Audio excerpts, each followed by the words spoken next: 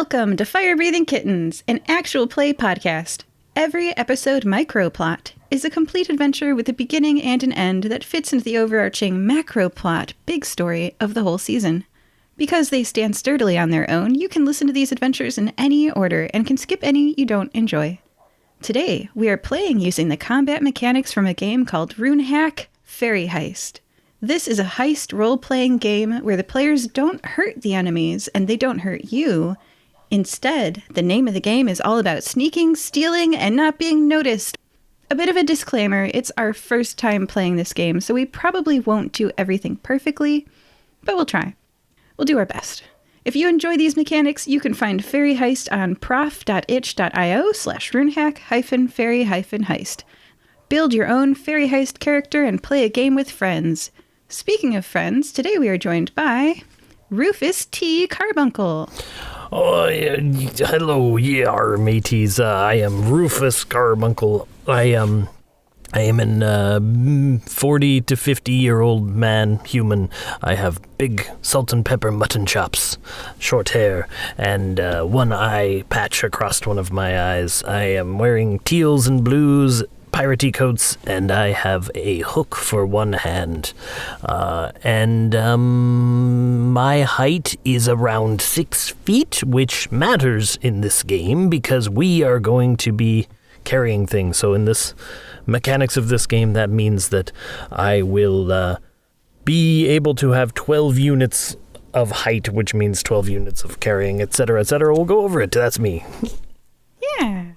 Eddie Merlot. Hey, how you doing? I'm Eddie. I'm from Brooklyn. I'm a human. No matter what these clowns say, don't listen to them, okay? And let's see. I'm wearing some gold armor. I got this flail thing. They were here when I woke up. So what are you going to do? I'm just trying to figure out how to get home. So I don't know. Here I am. Oh, and I'm about 6 foot tall too. So, same thing. Can carry about 12. Perfect. And Lothario Bushaki. Well, hey everybody, my name is Lothario Bushaki, as the Heistmeister just said. I'm about 5'9". I'm not quite as tall as these gentlemen with me, and so for the mechanics of this game, I carry less, about 11.5 units. Today I'm wearing a very bright red kimono with a white puffy shirt, because I like the white puffy shirt, and kimonos are very hot right now. So I got that kimono on, and I'm wearing on my head, instead of a bandana, it's like a scarf dana, if you will. Very tight on the head, but it flows down, and it's very nice. I got some knee-high boots, the color of cherry wood, but very supple. And let's see, my hair is an auburn color, and my eyes are violet. And I'm just ready to have a good time with my friends. Today we're playing Fairy Heist. There are 3 things we should discuss before we start: height, lifestyle level, and abilities. Let's discuss height first. A person loses their ability to move and enter hiding places if they carry weight greater than their height. We've converted the height mechanic for your characters. Thank you for saying you're all at 12. We could have rolled for those, whatever. I'm realizing this now. It's our first time playing this game. Anyway, excellent. Now let's discuss lifestyle. Your lifestyle defines what social circles you can easily socialize with. The greater the difference between the wealth level of you and another person, the more uncomfortable either of you might feel. What lifestyle are each of you? Rufus is, I believe, moderate is the term. Oh. And, well, my dad owns a butcher shop and I'm an EMT, so I would say we're solidly middle class. Oh. Well, I do bounce between jobs every so often, and being an adventurer is a bit new for me. So I'm on the border of lower class to moderate, but I'll say comfortably in lower class.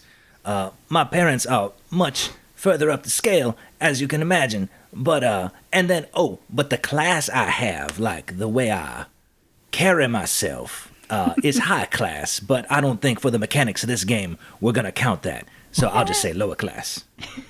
Excellent. I'm glad that there's some variety there. Lower class Lothario, moderate class Rufus, middle class Eddie, because that expands the number of NPCs you can get along with. Perfect.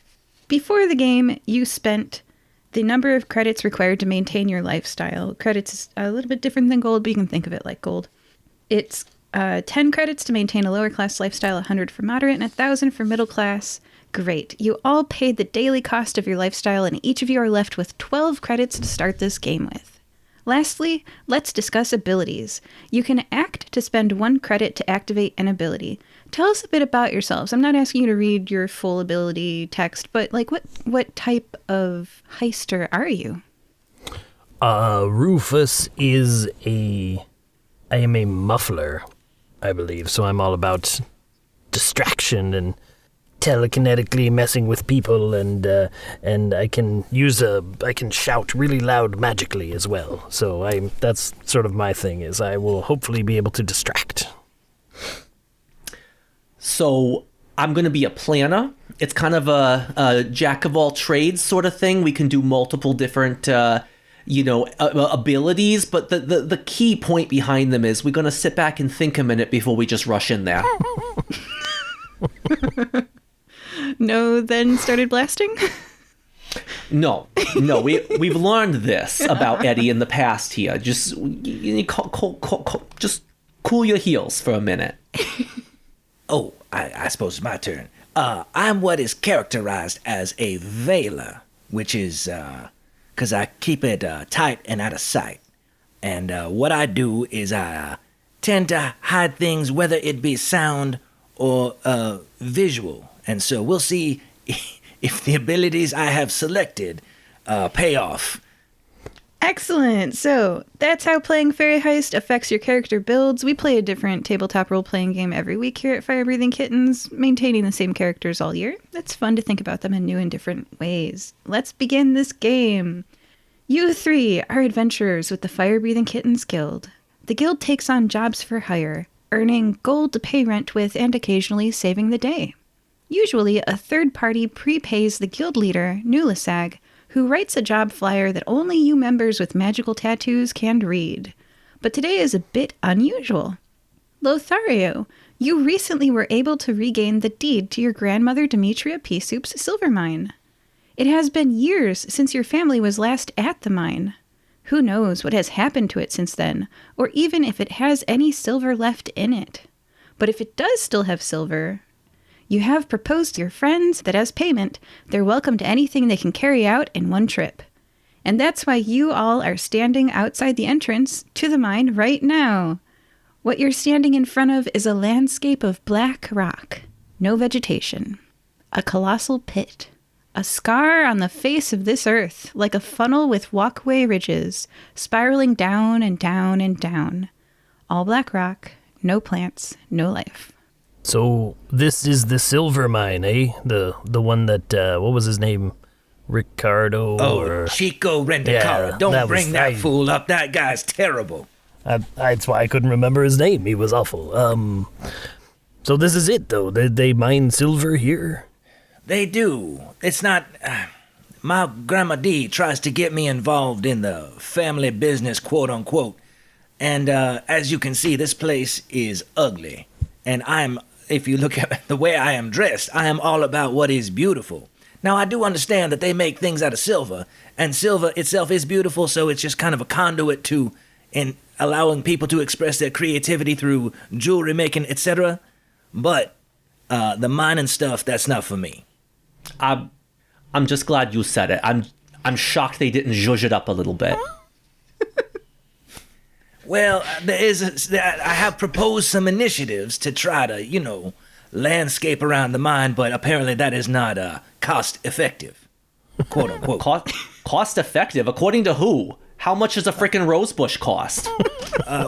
Grandma D has sussed it out quite a bit, or so I have been explained. It's been explained to me. But if you can get a deal on rose bushes, I'll bring it up to Grandma D. Well, I thought it was yours now. Oh, no. Please, don't misunderstand. This is in the family, but I'm not what you call prepared, responsible, or interested in this silver mine. So Grandma D has no interest in giving me anything to do with this silver mine except for the contract job of trying to clear it out of whatever mess might be inside. Because she knows that I know I know you guys, and we've been taking care of stuff. We got the mine back after all, so, we're building trust. That's really my goal here, is build trust with Grandma D and y'all, and we'll see where we go from there. Okay, well, now we have to succeed. I mean, there is nothing more important than family, so we got to get you back in their good graces. I appreciate that. Thank you, Eddie. Absolutely. There will not be a black sheep in our guild. As someone who has absolutely no family, I completely agree. Well, let's get on with it then. Lead the way. It's your mine. Oh, okay. I do, in a different game mechanic context, I do have dark vision as a half-elf. So I will gladly take the lead and hopefully distract anybody with my ostentatious choice of clothes. So, off we go into the mine. As your feet step upon the narrow rocky path, walking down the spiral ridge of this funnel-like pit, you pass by adits. An adit is a horizontal entrance to an underground mine, by which the mine can be entered, drained of water, or ventilated. Adits allow miners to explore veins and extract minerals at a lower, more convenient level. A chilly breeze blows from the dark recesses. So you're standing on a funnel, and you have two options: go into the adit or keep going down the funnel to the bottom. Do y'all have an entrance? We have two choices here, apparently. I, as a man of the sea, I prefer the like whirlpool shape. So I would say go to the bottom, but that is based on nothing practical to the scenario, obviously. I just like the shape. I don't think we have any clues. I would say just pick something. All right, I say let's go down the funnel. Rufus wants to swirl on down. Well, that's what we're going to do. Okay, I got a question. If I look down this funnel, how far of a drop is it to the next level each time? Ooh, that's like a real world question with a real answer. And I think it's about person height, but don't quote me. Okay, so can we just skip the swirly and just jump down directly? I mean, I'm fine with that. I may be old, but I'm not that old. Well, I haven't broken these boots in officially, and you gotta walk. You can't just jump. So I don't mind if you jump, but I will just walk quickly down the spirally staircase to follow you. It looks like it's going to take a minute. I could carry you.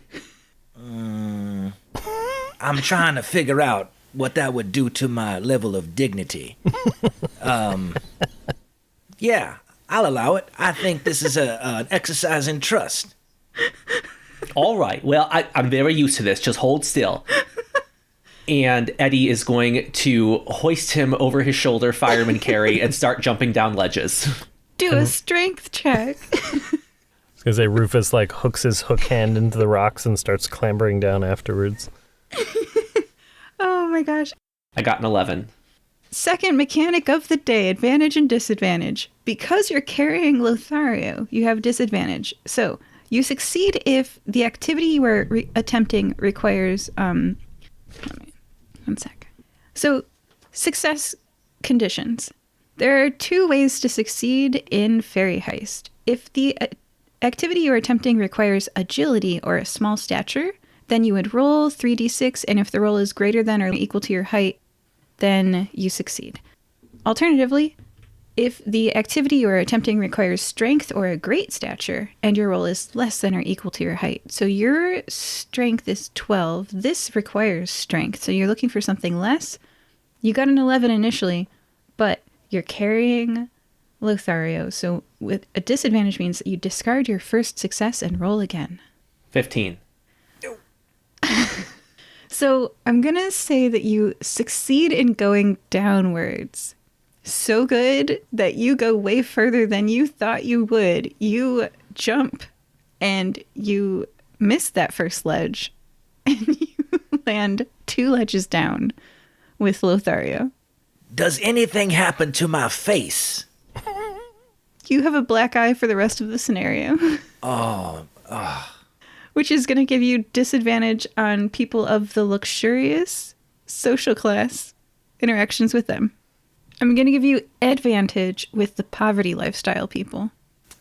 I tell you what then, what I'm going to do is first I'm going to reassure Eddie. Eddie, you could not have foreseen this, and it's okay. And then I will unwrap my scarf Dana, but then put it over my black eye, pirate style. And so it looks like, I'm not one to be trifled with yet. I have an excellent sense of style. I'm gonna, at that moment, Rufus, comes down to their level. And I'm like, ooh, Lothario, I like it. Oh, no, mister. You have to roll 3 dice. Do I to climb? Maybe I do. You don't have the disadvantage. Oh, jeez. All right. You're jumping off a ledge. So I add them all, and then... Mm-hmm. And if you have less than or equal to 12, you succeed, because this is a strength-based challenge. Oh boy, I got a 12. You succeed! Your foot just teeters on the edge, and you maintain your intended landing location on the ledge. Okay, so game mechanic pause. Why did the 15 make them go so far? Because with strength, you want your roll to be less than or equal to. I may misspeak. I see. Okay, no, it's fine. I was just double checking. And you're looking for Agility something is less than or equal to your strength. There, I'll edit that. No, I think you got it right. Yeah, I Agility think I is just higher. heard it wrong. Strength is lower or equal to. Yeah. Okay. Oh. Okay, so let's roll with what we have, but I actually read this wrong. I was like, wow, I must have rolled really high, but I got a 5, a 3, and a 1. My product multiplying these is 15. My sum was 9. So I was like, wow, this is going to be really hard to win these things in this game. I read it wrong, y'all. Oh, yeah, no, don't multiply them. Yeah, that would, whew, boy. Oops. Anyways, moving on. Yeah, all right. So can I retcon that black eye off of my face if that's the case? No, we're moving on. You got advantage with luxury. I think you look wonderful. Well, I will accept that compliment. Thank you, Rufus. You walk further and further, or you jump further and further, heading towards the bottom of the funnel. It's shiny down there as you get closer. Silver? You get closer and closer. No, not silver. It's a pond. How is it a deep pond? I'm going to take out... I don't know what I have. I'm just going to stick a foot in. Is it a deep... Well, why'd you say that? Oh, your foot kind of tingles a little bit. Whoa, I pull it out and I go, hey, gentlemen, the pond made my foot tingle. What sort of pond water is in a silver mine, Lothario? This seems... Well... questionable. As a former librarian assistant, I am familiar with many homeopathic remedies, and colloidal silver being one of them. We are in a silver mine, and this is water. Do you have any kind of fungal infection or perhaps flesh-eating bacteria existing on your foot currently? Because what you may be feeling is your body healing.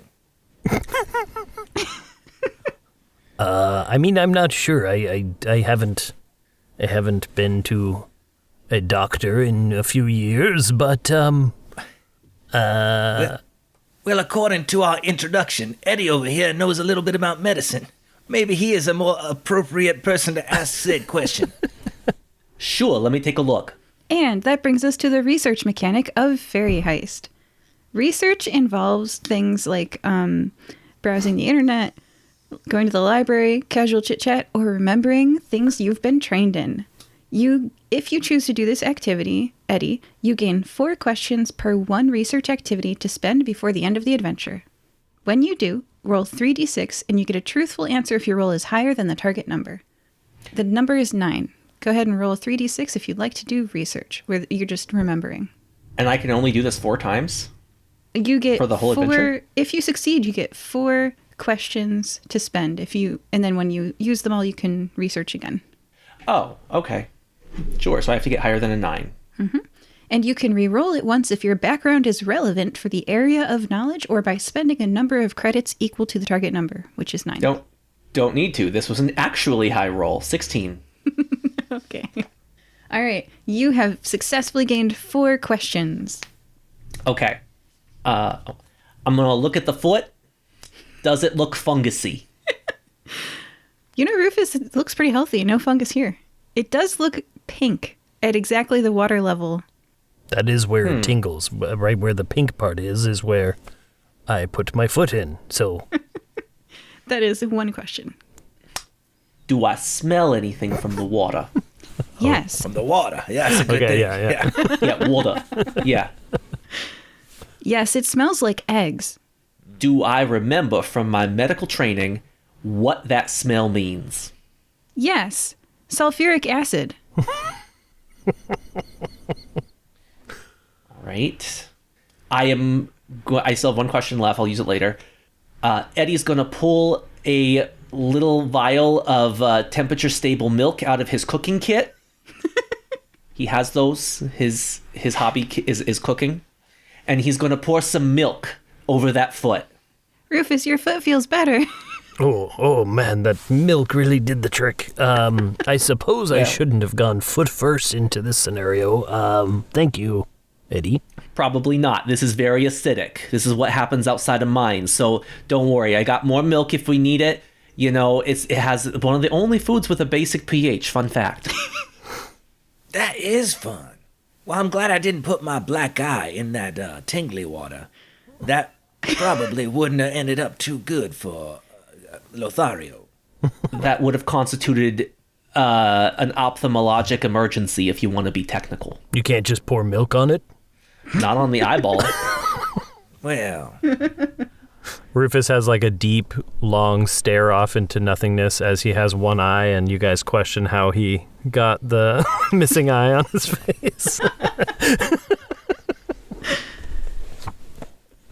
So, do we see any doors down here, or is it just the pond? There are many adits, yes. All right, well, what do you say? You guys want to go in here? Be careful not to touch the water?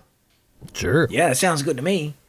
So we're trying to, remind me, we're going in, doing whatever we need to do, and then whatever we can carry, we can bring out? That's the deal?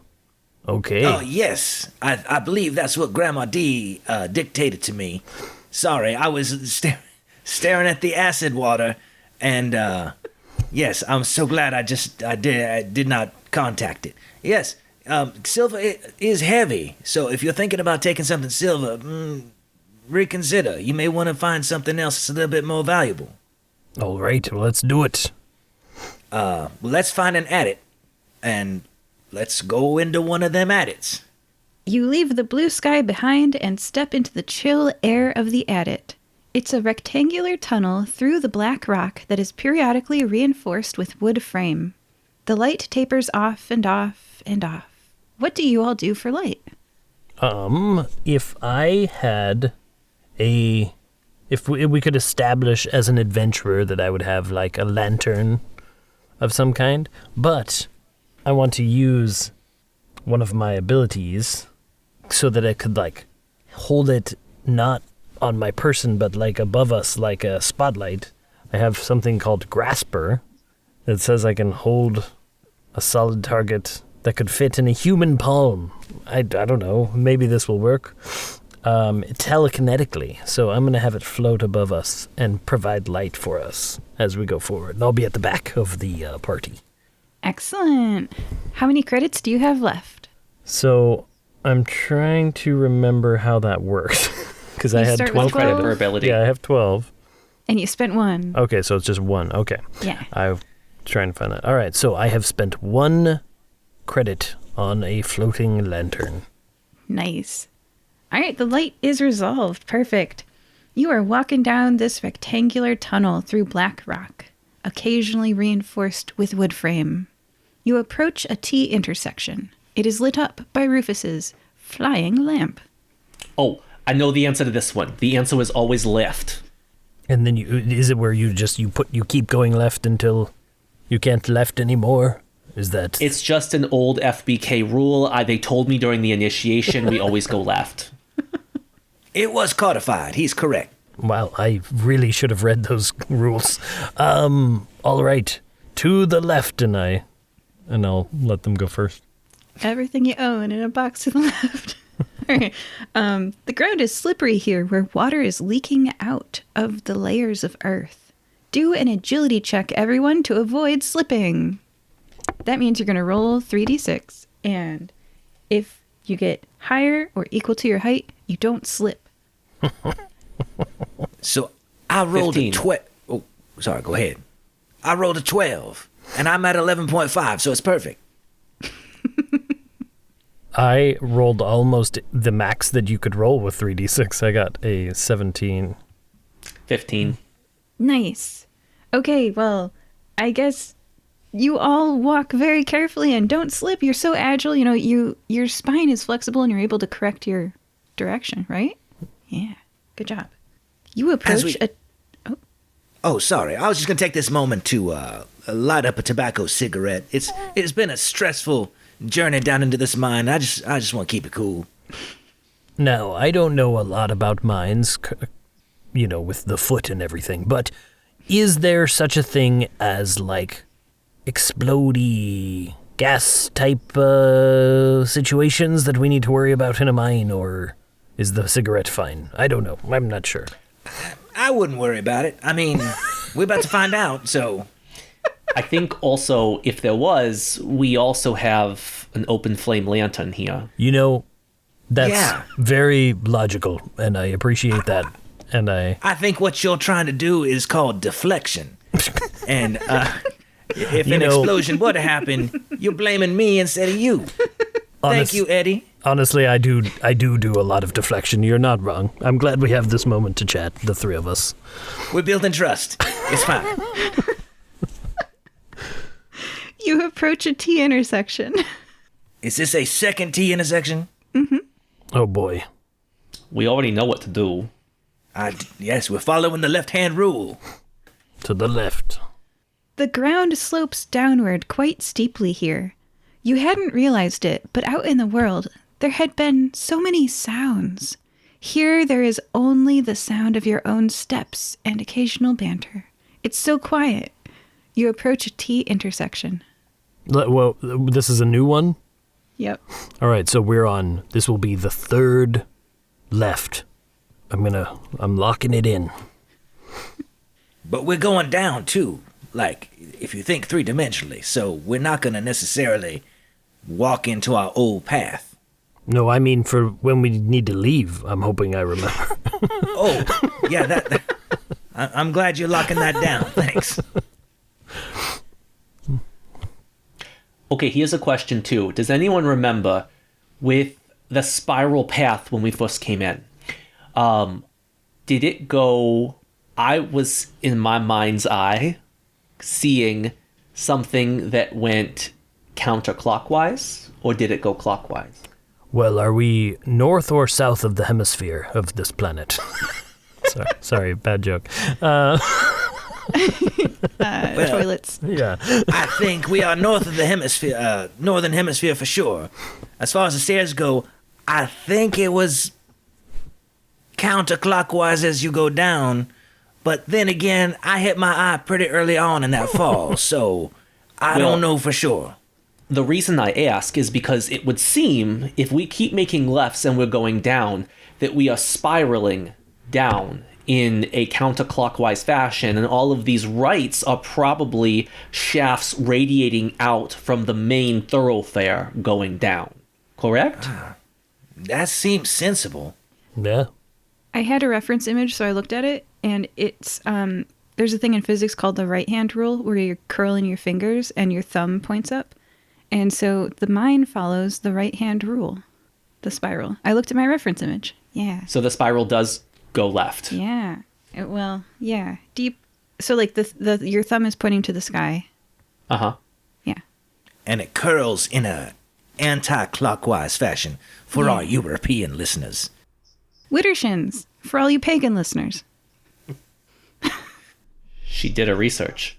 So you got clocks back in Earth, Eddie? Well, of course. I don't know. You speak common. I think that's unusual, but that's cool. What are you talking about, common? I'm speaking English. Is that okay? That sounds a lot like common. That's all I know. No comment. So, are we You're at at another a T intersection. Okay, all right. Well, Oh, yes. I think we're going left again. I like it. Consistency. Lothario, a shiny sparkle on the ground catches your attention.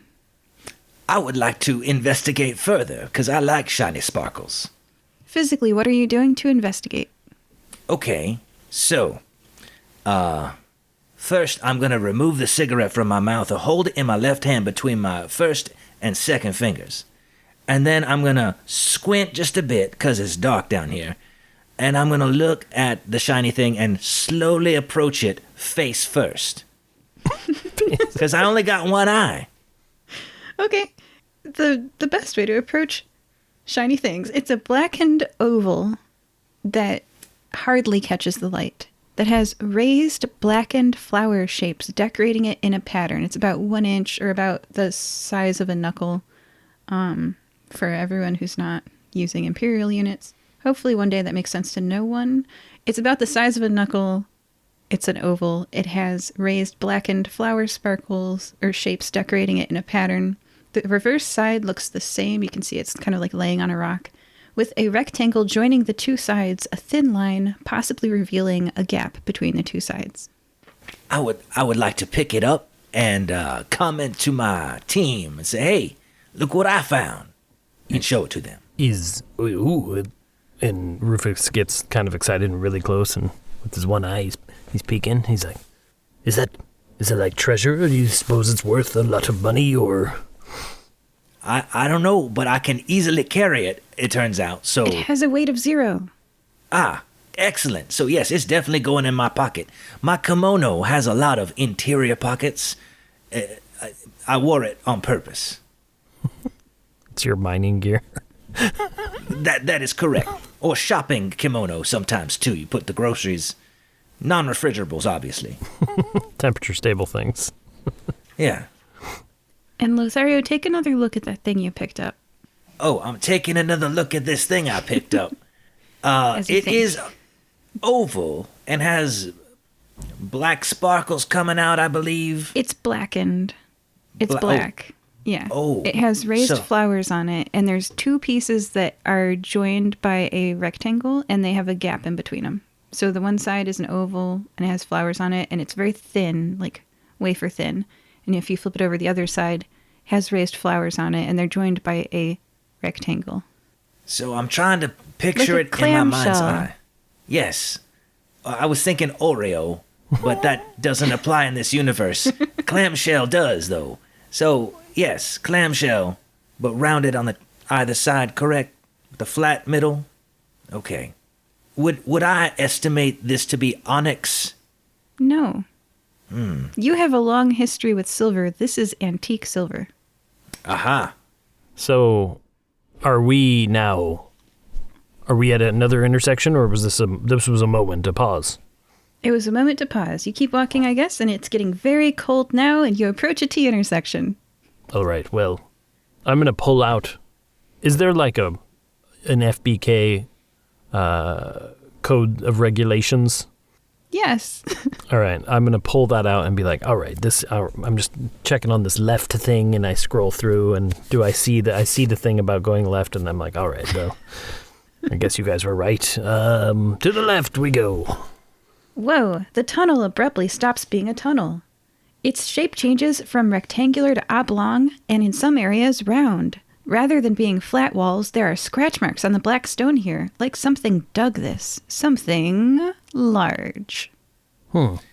Is it look like but it looks different than the other ways the other tunnels were carved out? Those were rectangular. They had probably been blasted with dynamite and then carved, and they had wooden supports. These have a round shape. Rather than being flat walls, they're bumpy with scratch marks on the black stone here, like something dug this. Something large. Something large. Well, gentlemen, I don't know what to do here. We've, I believe, taken 5 lefts, downhill. We found the thing. should we backtrack and take a right? I don't know if I want to go deeper into the area where something big scratch-clawed its stuff. You know what, gentlemen? We are here for a couple of reasons. One, build trust. I think I've covered that already. But number two is we are to clear out anything that might be here that should not be here. And this lair, for lack of a better term, this dugout portion of the cave may house our next target. Y'all up for some investigation? We are adventurers, so... I don't see why not. We're already here. I'm not scared. Nice. Is there a way to limit the distance that our lantern is projecting so that it's immediately around us but not out in case there is something out here that may see us and ambush us? Since I'm telekinetically holding it, could I just have it go up higher and then point straight down if it's like a hooded lantern? Or if it's... Okay. Then I'll just have it spotlight us from the top. So that... I feel like a superstar. It's like when I go on stage. It's nice. All right, well, let's go. Alternatively, we could, if anyone had a large tarp or a blanket, we could put that over all of us and the lantern, and then just peek out from the edges of it. So we were like a little light caterpillar. Or this is fine. We can just go. Let's do plan A for now. And then later, when we get into trouble, regretfully say we wish we would have done plan B. That sounds like us. Okay. You walk through something that can no longer properly be called a mine. It's truly a burrow. What manner of beast could have dug such a thing you can't begin to comprehend, save for two undeniable attributes. One, whatever it is big. And two, whatever it is, it has very large, sharp claws, you think to yourself, glancing at the scratches in the solid rock walls. The burrow gets wider, taller, perfect for Rufus's lantern plan. Wider still. You stand on a ledge, a vast darkness beneath you. What's that sound? Well, let's creep forward and see what we see. Well, no. I think creeping is the right emphasis. We should be quite quiet, because that sounds like my friend Carlos sleeping, and he don't like to be woken up. They creep to the edge of the ledge. The ground is far... So you're on a cliff edge. The ground looks like soft hills that are slowly moving up and down. You realize with a jolt that this is a colony of sleeping rats the size of houses. That's the size of houses? Aren't we supposed to be clearing out all of the monsters in this as part of our contract? I believe so. I think rats, I don't know if they're more symbiotic in a mine, or if they are indeed pests that we need to get rid of. But those things are humongous. I don't know how we're going to get rid of any of those guys. Yeah, because I'm pretty sure that in our game mechanics this week, we cannot harm the big people. That's true. So I'm not sure we're going to be getting rid of anything. Very true. Here's what we need to do.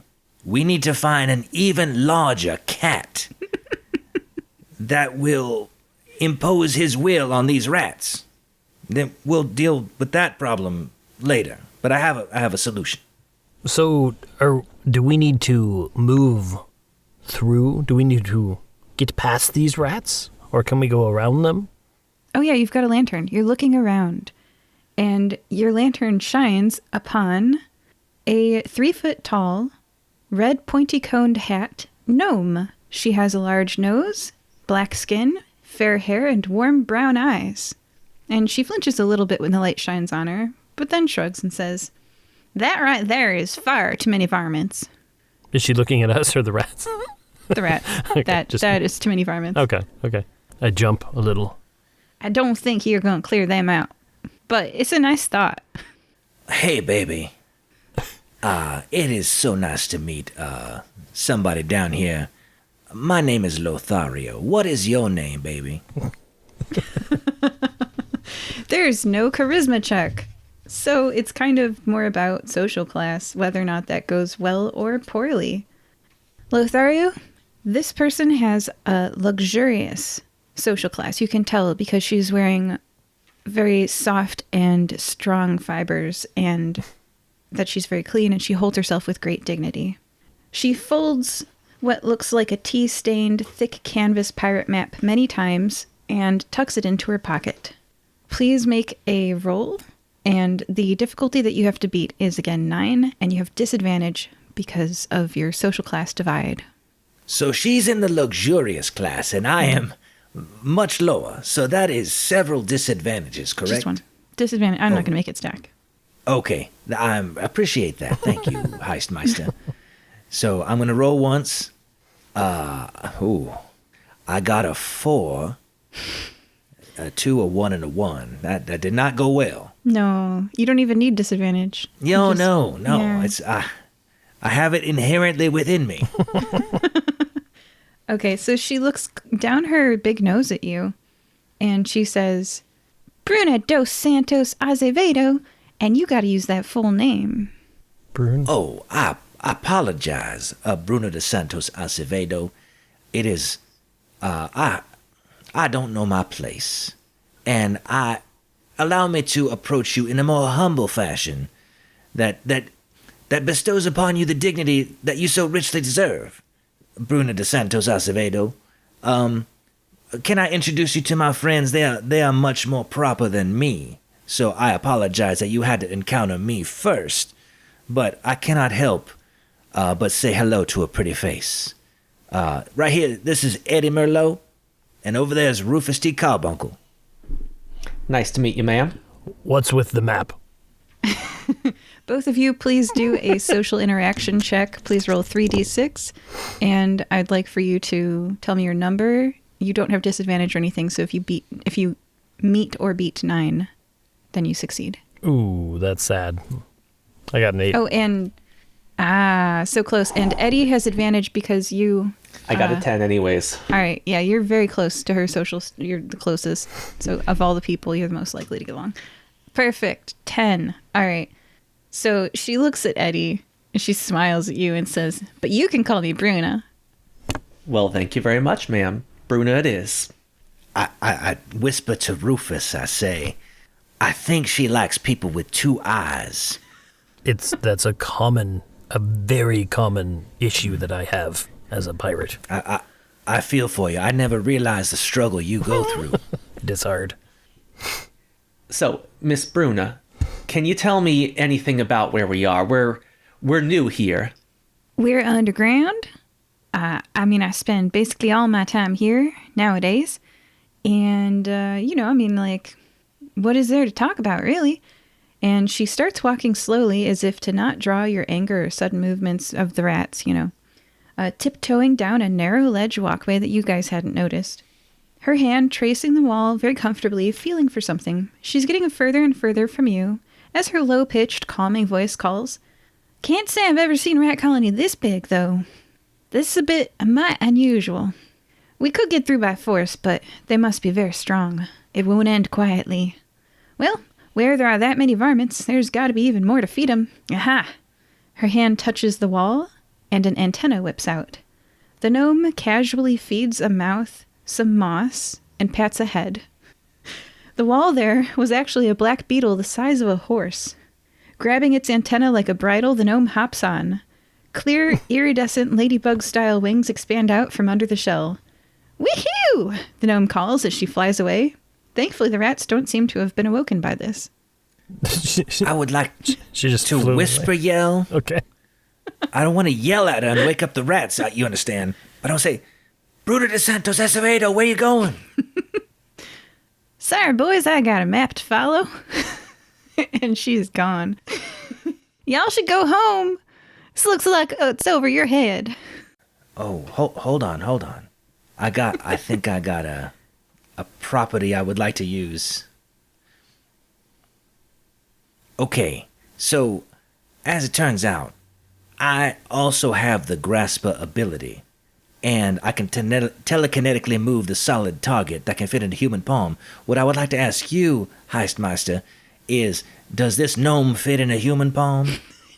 No, she's 3 feet tall. Well, no, I understand, but like a rat normally would, you see? But that rat is humongous. So maybe the humans here are also humongous, and so I'm redefining what a human is. You know what I mean? Yeah, I think in the game mechanics, the human is referring to the big people. Yeah. So we can move with Grasper anything that, I mean, if Would fit in our if hands. says anybody with is 6 this- feet Making me tall- look up Grasper. What, With read this, the you can exact use words. objects meant... Okay, yes, I'll read from the beginning. Grasper. You telekinetically move a solid target that can fit in a human palm. With this, you can use objects meant for big folk, such as door handles. Now, I know typically beetles aren't handled by big folk, but they could be. And I would like to pull that beetle down to the ground, and as if I'm, pinning it down gently. I'm not squishing the beetle, because that would be rude.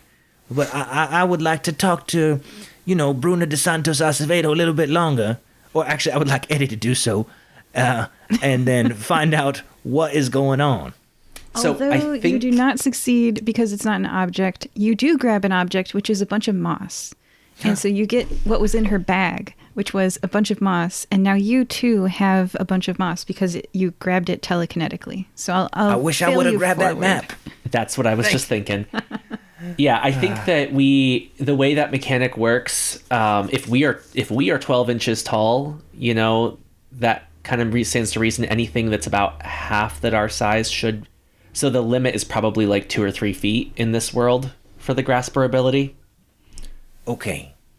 I will would grab the consult map. you. Yeah, I'll consult you next time, Eddie. You're clearly the brains of this operation. Planner. And the face of this operation. He's the planner. And the muscle of this operation. Clearly You carried not. me down the whirlpool. Well, this moss will come in handy, I'm sure. I'll go ahead and put that in my kimono. You all have moss. Okay, is there like another... Like, can I run my hand along the wall like she did and look for a antenna thing? Yes. Or can I say, I Yeah. guess I have a lantern too. I don't know if we can see anything. Yes. There are several beetles on the wall here. Rats eat beetles. There are beetles here. Let's all grab a beetle. So we can, and we can all... She was short, Brunida. Yeah. Can we hop on a beetle? Yeah. Oh, It's horse-sized. dang. All right. So describe how you approach this beetle and roll 3d6 to do a check. All right. Well, Rufus is feeling like he saw a treasure map, and that is all he's thinking about. So he just blindly takes the moss from Lothario, my section of it. And I go over and I pat the beetle on the head, and I say, "Good beetle, we gotta go find some treasure." And I just shove it towards what I think is its mouth. I don't know if I know beetles. You can tell where the mouth is. Okay, and I shove the moss into the beetle's face and try to climb on. Not elegantly at all. You all have advantage because of the moss. Oh, that's- You can throw out your first failure. That's The number to beat is 9. What do you all roll if you're going to grab a beetle? 17. Oh my gosh. Your beetle loves you. You can do loops. I'm really glad this was not a strength challenge. Yes, I got a 16. I got an 11. All 3 of you are on beetles because part of the mechanics of Fairy Heist is that you have wings. So I'd like to point out that it is an action to make your beetle fly silently. Otherwise, those wings are kind of loud. Okay? Like a costly action? Like it costs a credit? Or just an action? Just an act. Okay. But yeah, you have wings for the rest of this adventure. The beetles chomp up that moss, and they are so happy to be fed. They Is love you guys. You've got little horse beetles now. Brunida Santos Acevedo visible anymore, or is she gone? I'll describe the heist because you're now in a heist. Oh, sweet. I got this map. I'm gonna hold it up to the camera. This does nothing but see, it's a map. So I'm gonna describe it to you guys. You're in a round room. The floor is hills of grass where the grass is rat fur. Oh, there's that's nasty. where you came from is I'm gonna call the top left of the map.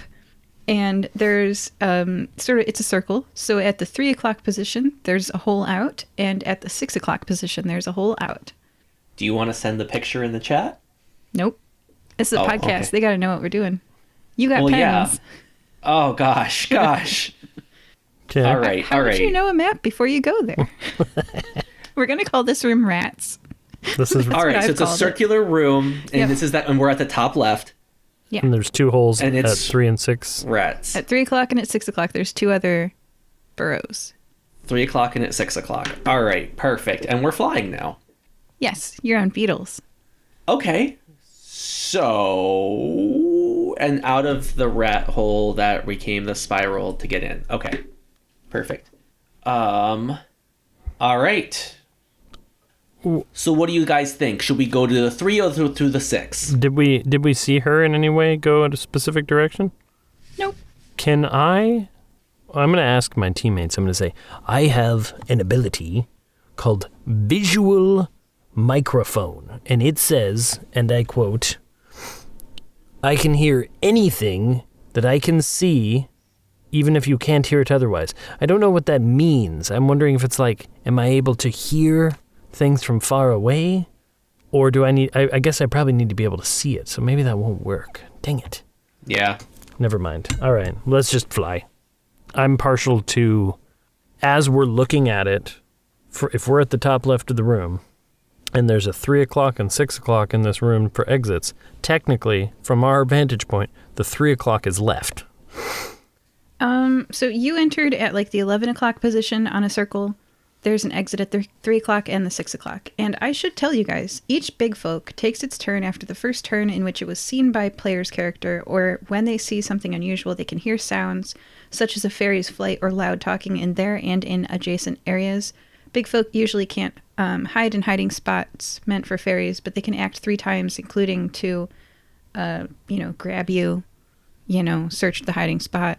So you guys are, the wings, your fairy's flight or loud talking can wake up these rats. And I just want to let you know, in this heist game, you've done nothing to make yourselves quiet. So if you want to decide on your own turn order amongst yourselves, and you should see your list of acts, I'll list them now. Your actions can include, you can pick up or drop an item, you can perform a physical feat such as opening a door, freeing an imprisoned fairy, or flying silently for a turn, and you can use an ability. And you can also move before or after your act, and you can move and fly each turn. Should we stay quiet then, gentlemen? I'm going to say yes. All right. Yeah. So I don't want to be inside the house of that rat. all right. So we get a feel for our beetles and we fly up, but I'm going to be like, shush now, beetle. Fly silently like the breeze. And we'll move slowly across That's the what room. I'm going to do. I have some experience with big rats back in New York, okay? They get vicious. I mean, those things are only like 18 inches, let alone this thing. It'll just eat you whole. Is that head to tail tip or without tail? 18, that's a big rat. Oh, yeah, honestly, they're bigger than most people's dogs. Yeesh. I'm glad I'm from Gaudilou and not whatever city you said you from. New York or whatever. Yeah, it's basically better than the old York. Yeah, New is cool. All right. So which one do you guys want to go through? 3 or 6? I would let Eddie make the decision because I have made bad decision after bad decision today. The 3 o'clock is technically left based on where we started from the room, so I'm going to say 3 o'clock. All right. 3 o'clock. Okay. You fly through this circular room full of rat hills that are gently moving up and down like grass hills, but they're breathing. And because you're all flying silently, they don't wake up. Now, I'm pointing out that the rules say adjacent. So if you're loud in the adjacent room, they'll also wake up. So this isn't an adjacent room. Oh, boy. And as you fly through the 3 o'clock exit, you find, I'm going to describe the room. There is a pile of soft leaves in the corner, like a gentle rat nest. or a hiding place for you guys, because those are some large rats. That's a big pile of leaves. The leaves are completely red. Very interesting. There's also movement. There's a sort of like a hologram patrolling a path up and down this hallway. You can tell it's an illusion, and it's walking up and down this hallway. It's much bigger than you. In the hallway we're in? Mm-hmm. So it's occupying most of the hallway, and it's just patrolling back and forth. It goes from floor to ceiling. Whoa. What shape is it? Is it like a rat too, or a person? Humanoid. Okay. Is it in such a way that they've passed us and they've seen towards us and they just haven't paid attention?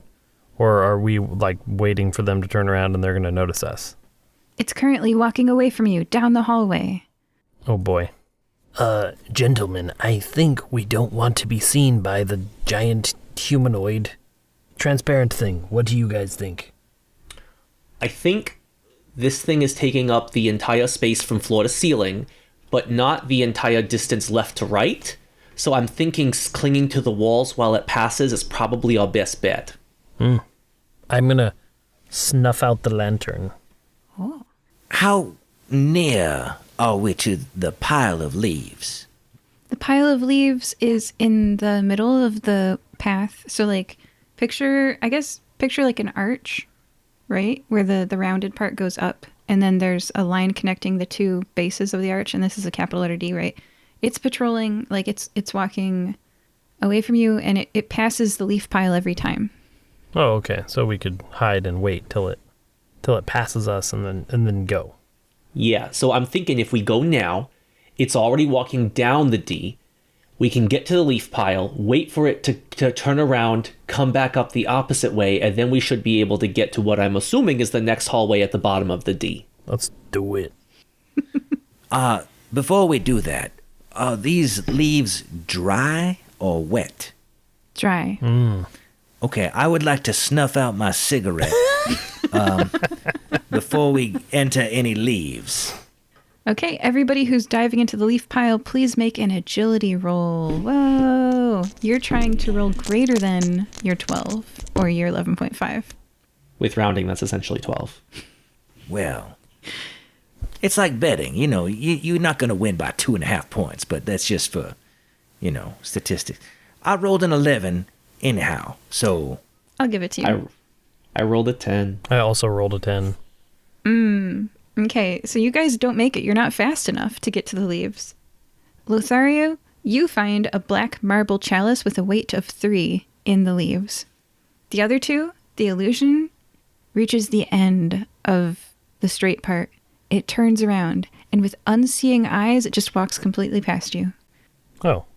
Even though you didn't make it. And this was the decoy. It's a Runehack device. In Fairy Heist, you're going to encounter a lot of these Runehack devices. The ones that can detect you and the ones that are visible are different, apparently, in Rune Heist. So, like, you can be observed without knowing that you're being observed.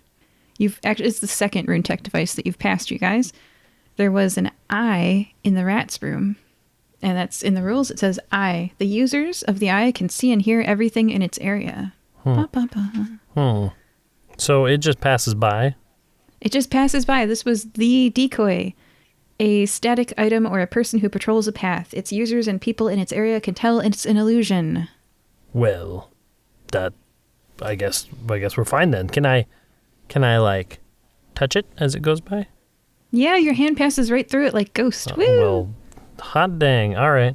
Well, apparently we're fine. We can just move on because it's not real anyway, and I wave my hand through it to show my friends. Well, I would like to go find my half-consumed cigarette, because they're not cheap, and just get back to business. Move on. I guess I'll relight my lantern. Excellent.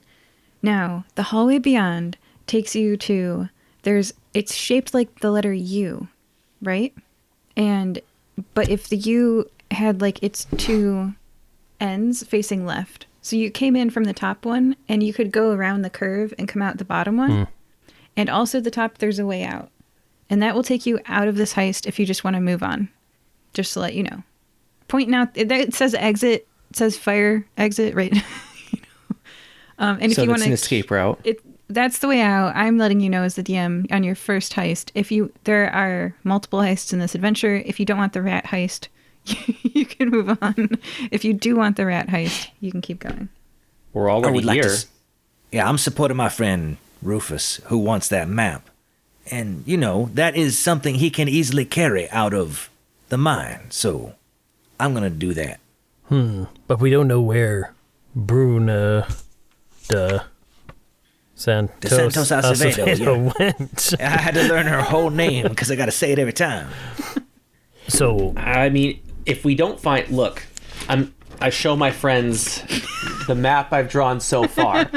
If we started here, we went through the Sentinel room, and then we go into this U. Honestly, these should converge here, so we should find her regardless. I agree. Unless she took the emergency exit. Do we see the door ajar? That you guys, it's just a hallway. Oh. Also in this U shape, there are some logs, and that's it. There's logs. can I research as in a way to, search for something for her? Like evidence? Like beetle droppings or something? You can search the logs. Go ahead and roll All right. 3d6. I'm going to say if you beat a 5, you find what's in the logs, if there's anything. I got a 5. Hey, you find a bronze fork with a weight of 5. Wait, a brown what? A bronze fork with a weight of 5. Oh, I thought you said brown spork. A bronze fork with a weight of 5. And I should say that the stolen goods and money section of Fairy Heist says that a weight of 5 means that it can be sold for credits of 15. You currently have credits of lower than that. So that's good. Good job. You found a bronze fork. Okay. Yeah. What's everybody's weight at that you're carrying? Nothing. Yeah, that's the first thing I have. Just a 3. Yeah. The chalice is 3, and the little clamshell item is 0. Yes. So then, Perfect. okay. Yeah, so then I am picking the fork up, and I am holding it and waving it around. Is it my sized fork, or is it a large-sized fork? It is a Rufus-sized fork. A Rufus-sized fork? Yeah, and you guys will... No. You can use it. You can eat Okay, food with it. that's Yeah. those are two different things. Okay. I thought you were going to be jousting in a second. Oh my gosh, no. Okay, so you guys keep track of this. A weight of 1 has a credits of 1. A weight of 2 has a credits of 3. A weight of 3 has a credits of 6, because you're not going to be able to carry everything out of here. A weight of 4 has a credits of 10. A weight of 5 has a credits of 15. And a weight of 6, very rare, has a credits of 21. Oh boy. So if you have 6 1-credit items, that's worth 6. If you have 1 6-credit item, that's worth 21 credits. Okay. Okay, so you guys have that in front of you, I'm sure, right? Yep. It says 1, 2, 3, 4, 5, 6, and then it says 1, 3, 6, 10, 15, 21. Okay. Heavier items, good. Heavier items are better than the sum of the smaller items. Okay, so this bronze fork is solid. Yeah. Okay. I like it. Okay, and then there's the lower part of the U, if you want to keep going. Let's do it. Mm-hmm. Okay, who's entering this room first? Probably not me. I was busy will. getting a fork. I'll go. Okay, Eddie, there's 3 things to note in this room. 1 is a pile of rat hair. The other, and these are hiding spaces, you guys, because if a big enters this room, and if you're not hiding, you will get grabbed and eaten or, carried, and it's not good. So you got to note your hiding spots. And you might not reach them. Remember that your agility checks have failed in the past. So I'm easing you into this game with the idea of looking for hiding spaces in each room. There's also... Wait, first off, what is the shape of this room? Round. Round, and is there a connection on the right side of it? Yes, where you came in from the U is at the 1 o'clock position in the circle. Is it the 1 o'clock position? That's where you entered from, yes. And at the 7 o'clock position is a cave, a burrow out. Out of this place? Out of this circle. Out of this circle. So that's probably back into the rat room, based on the map I'm drawing. It's not. Oh. Just letting you know. My map is not drawn to scale. Okay. It's not to scale. It's close. Okay, so we got a round room. We got some rat fur on one side. Cool. What else? And in the middle of the room, on a pedestal, is some glowing neon green liquid in a vial, and it's shining with its own light. Anything else here? You haven't yet inspected the rat hair. All right. Honestly, my character is more interested in... if there's no big people here, I'm going to quietly fly over to that pedestal. Quietly flying over the pedestal is your act and your move. Good. Yes. I would like to listen to see if I hear anything, whether it's that lady's, Bruna de Santos Acevedo's beetle flying around, or some other potential danger. Noted. I'd like to know what Rufus is doing before I tell you the answer to that. Yeah, I mean, I'll go look at some rat hair. Okay. You find a rubber ring with a weight of 1 and a credit value of 1. A rubber ring. Yeah. Like one of those wedding rings that won't rip your thumb off or a ring finger off. Nope, I'm familiar. Okay. Yeah. And it's a weight of 1. Yeah, and there's a random item generation. I was generating some hilarious combos. Like, I was doing it wrong at first, and I generated like a gold handkerchief, and I was like, what am I doing? so you get a rubber ring. Okay. Anyway, so Lothario. Midway up the cave wall in this room, a red pointy cone hat pops out of the rock like the rock wasn't even there.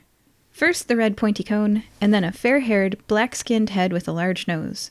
The gnome grins at you, Lothario, demonstrating an incomprehensible ability to pass through rocks as if it were air. Well, if I am being grinned at, I would like to take a courteous bow and, show respect to Miss Bruna de Santos Acevedo. So first I bow, and then I will silently fly towards the rock where it seems like she's passing through. Taking you near the pedestal with Eddie. You have removed your disadvantage because this is the proper social interaction with a person of the extremely wealthy. She wants to be served, I guess. She wants respect, I mean, she's a super awesome magic user, and you're here with rats. So, your disadvantage is removed. Her forehead unwrinkles. Excellent. Yes, I knew if I acted the way I should, like I do with Grandma D, everything will be all right. She pops back into the wall. That ends this round. Yeah, but you have removed your disadvantage with her because of the respect. All right, Eddie, it's your turn. You are in front of a pedestal with a vial of glowing neon green liquid in it. I'm going to take it. You take it. It has a weight of 0. It's a vial. Okay. And if you'd like to write that down as go juice, I would appreciate that. Go juice. Go juice. Yep. Got it. You do. You've got the go juice. There is an exit in this room. Oh, and picking up the item, by the way, was your act. You can still move. There's an exit at the 7 o'clock position. I will fly over there noisily. Okay. This room is not adjacent to the rats that you know of. I already told you it's not, so you're fine. You're fine. Okay. And your friends? At that moment, Rufus pops up out of the rat hair and goes, I found a rubber ring. I don't know why. And yeah, sorry, Rufus. Back home, we call those something else. Oh, no. Oh, I'm so glad everyone gets this joke. I'm concerned. I'm not getting the joke, and I'm concerned. What did I do? Randomly generated item table. You've done me wrong. Or right. So, what do you guys think? Should I tell her? No, don't tell me. All right, so tell me after the game. All right, I'm gonna say what you see in the room. You see, it's a rectangular room. It's long and rectangular. I should describe these like alphabet letters, right? Okay, it's kind of like the letter L. It's long and rectangular. Like the lowercase letter L that doesn't have the bottom part, It's long and rectangular. And it has, like halfway down the room, it has an exit to the left. And you're entering from the top of the rectangle, and it's like the letter L. And I'll say them in right orientation instead of a rotated D. It's, anyway, okay, so. So there's an L, it goes like this, and then like this. Lowercase L, just like the base of an I, It's a straight line. Oh, it's a straight rectangle. line going forward. Yeah, and then there's like a door off the left, or like a burrow. So there is, in this room, a lot of rat poop. And I'm just going to tell you guys, since you're learning the system, one could deduce that this is adjacent to the rats. Ah, yes. That's the thing to the left, right? Maybe. There's another exit that I didn't tell you guys that's at the top of the room. While Sorry. Rufus is celebrating his rubber ring discovery, I'm sorry. I don't know what that is. Keep going. No, it's fine. I would like to say, my choice of action is to find out it was Bruno de Santos Acevedo's red cone hat. Was that at the 7 o'clock position, or was that in a different area of the room in which I am currently in? It's different. Was it toward a direction we're familiar with? Like, could I go back to a room that she would have phased into? You feel kind of like she's watching and judging you, and that she is following your progress wherever you go. Yeah. Well, then, in that case, instead of going to the exit at the 7 o'clock position, I will go to the rock which she passed through. I will feel the rock to make sure it's not just an illusion. Is it an illusion? No. Okay, it is right. And then I will out loud compliment Bruno de Santos Acevedo's ability to go through this very sturdy wall. I was like, wow, that is a very impressive move that she was able to go through this rock wall. Man, if I ever run into Bruno de Santos Acevedo again, I'm going to pay her some more respect. And then I'll move away from said wall. Okay. So now, Eddie, based on the rules of the FBK guide, if we see a door on the left, but there's also straight, do we still go left every time? Every single time? I gotta describe this room better. I'm sorry, guys. Okay, so it's like a long rectangle that's way farther down than it's like a tall rectangle, if that makes sense. And where you came in is the top right corner of the rectangle. There's where you, there's an exit to the top left, and there's an exit to the left, like on the left wall. So the top right corner of the rectangle is where you came in. The top left corner is an exit, and then there's an exit in the middle of the left wall. Sorry, guys. That's fine. My question still stands. Okay. Do we left immediately or secondarily? What do you guys think? Well, I have to say that what we've been doing so far seems to be an overwhelming success. So I would say we continued going left, like proper left. All right. Yes, I suspect, again, from my rudimentary map. He's showing me the map. That, all right, so I think the rat room is here. Yeah. So I suspect that if we go to, there's a little door here. I suspect that connects there, and if we go to the left, that will take us somewhere new. I will say your map is incredibly telling me how bad I am at narrating maps, because that is not what I have at all. Hey, you guys, we're trying out different systems and we're seeing how compatible they are with Theater of the Mind. I would say that this system is very dependent upon you guys using a visual tabletop, a virtual tabletop. Okay, I'll say that to the listeners right now. If you're playing Fairy Heist, maybe don't use Theater of the Mind. I'm going to show you the picture at this point. Okay. I'm way off. Yeah, you're a little bit off, but it's okay, because, okay, so you came in here, and if you want to go to the room at the top, you could, or you could go across the room to the exit in the middle. Okay, so far I'm kind of right. Kind of so right. we want to go left to get to the new place. Yeah. So we want to go to the bottom left based on that map, not the top left. Actually, yeah, it's pretty close. It's just instead of being oriented this way, it's oriented this way. Yeah. Oh my gosh, yes. Actually, if you rotate it, it's perfect. Okay. So for the listener on the podcast, he rotated the paper. We all don't know what we're doing. Love it. Okay, so you're in a room full of rat poop. Let's go left. But hold on. Now, in every room that we've been, we have found. I'm going to say the word treasure, but I'm going to quotate it, with the two fingers. We found treasure, and there's a lot of poop in here. Now, I realize that we need to be quiet, but do we also need to take a little peek? You want to go dig in some poop? You want to dig in some poop? I'm not going to stop you. Go ahead, the dig. first time. I will say, in the proper context, poop can be very valuable.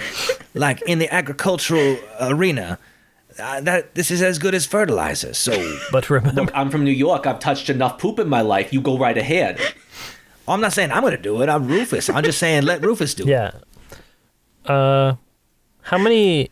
Is there a specifically larger pile of poop than the other poops? Yes. Yeah. Okay. Yes, there. Yeah.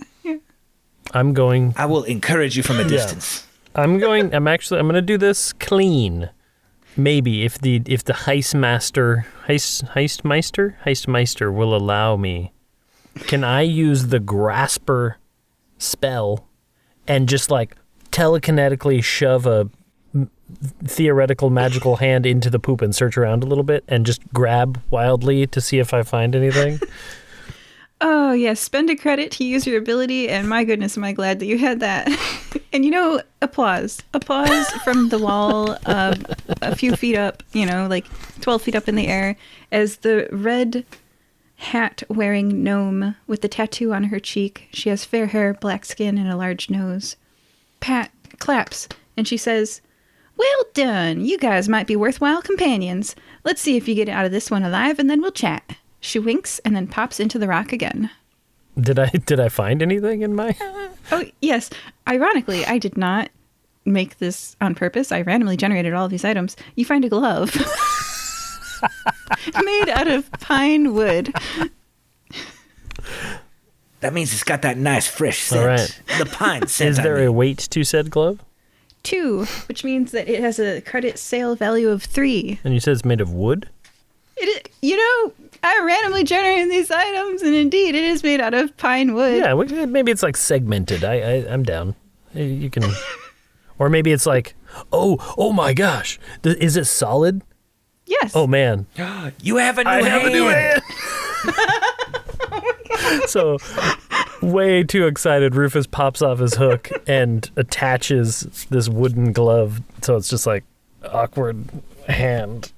I'm going to say that it has some articulation. If you worked with a magic user, you could maybe get that to Oh my goodness. do what you wanted. Oh my goodness. So for now, though, as I put it on and all the fingers just sort of flop down and flop around for now. Right, yeah. Wonderful. Yeah. You have a goal. I would like to wave at Rufus in celebration of his new hand. I'm going to have to add that to my sheet. All right. Okay, that's, and then we should move to that other room. Yes. Which one? The one midway down the wall or the one in the corner? The midway one. Okay. All right. I'm going to say there was a rune tech device in this room, but you guys have no way of knowing this, which is a motion sensor. The users can sense motion in its area.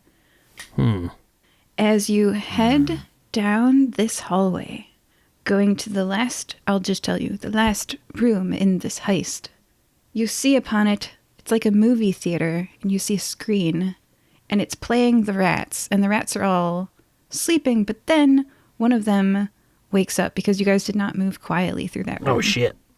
Excuse me. You're okay.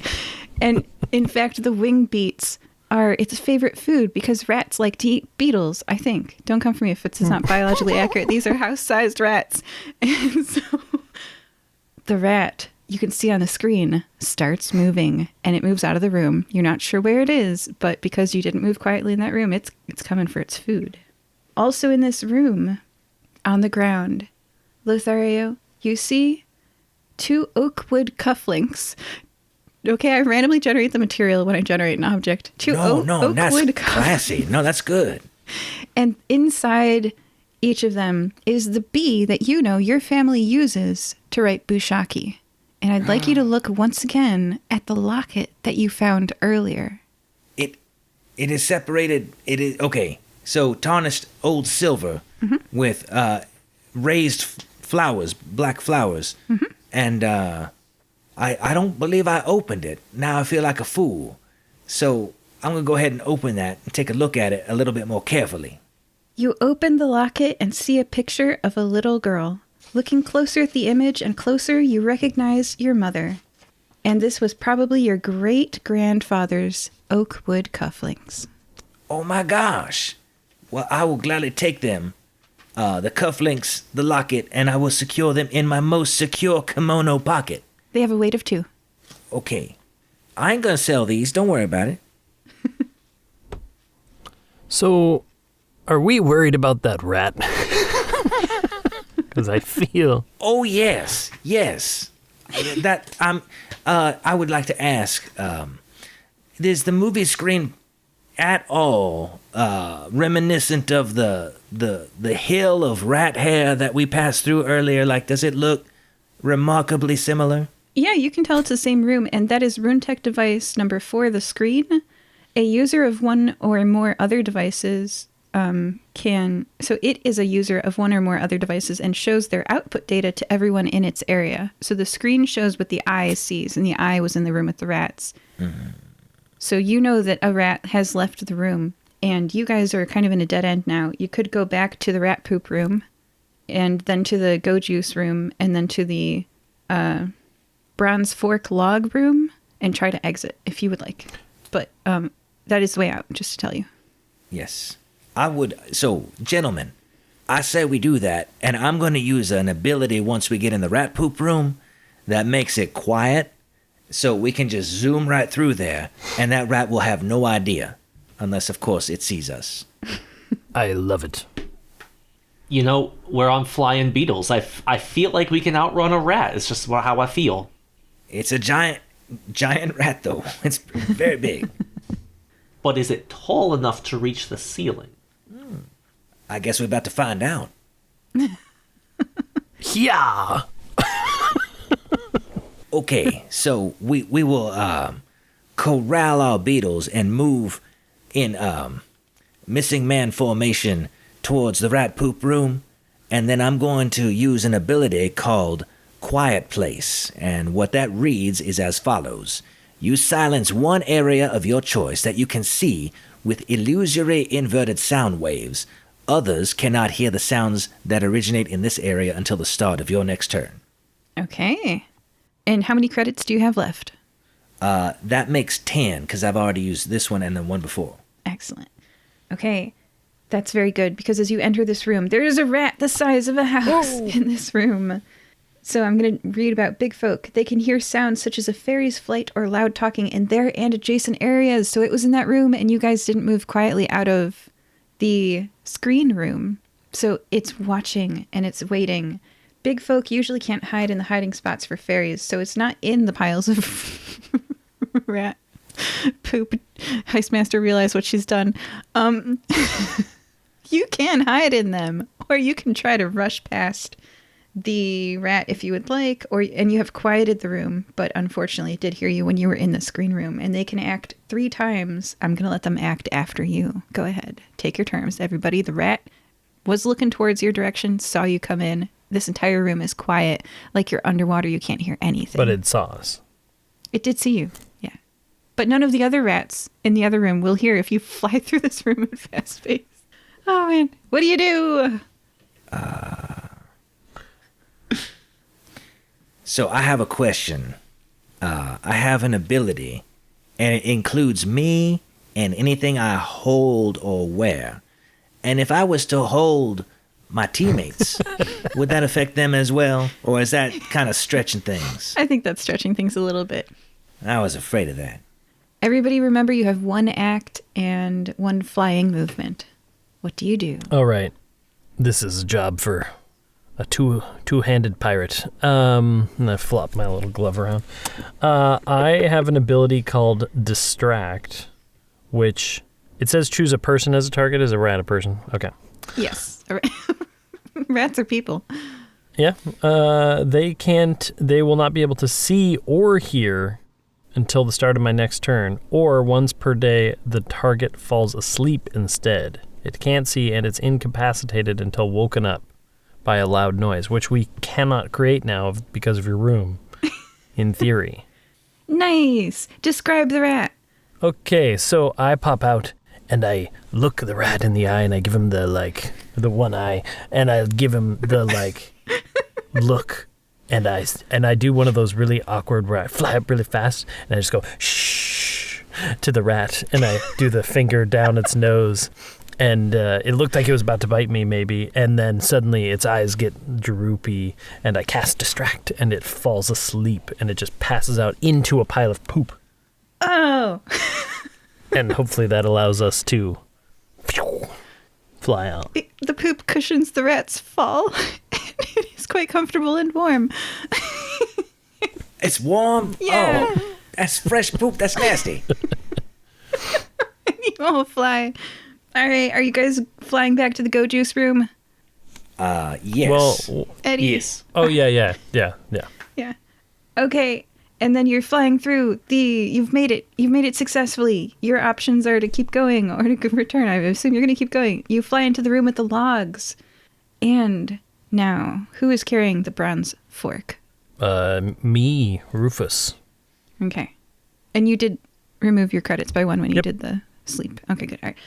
As the bronze fork passes over the logs, the item, which is called a metal detector, it emits a loud sound as something made out of metal passes through and notifies its user, screeches as you guys exit the heist, and with loud alarms blaring.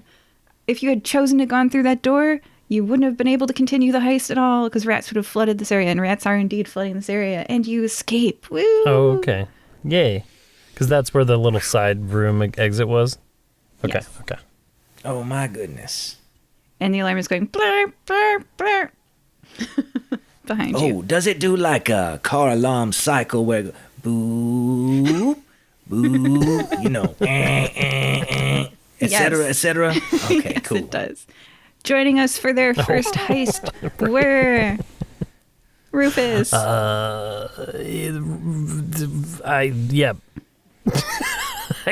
sorry, I got caught off guard. I have hand now. Lothario.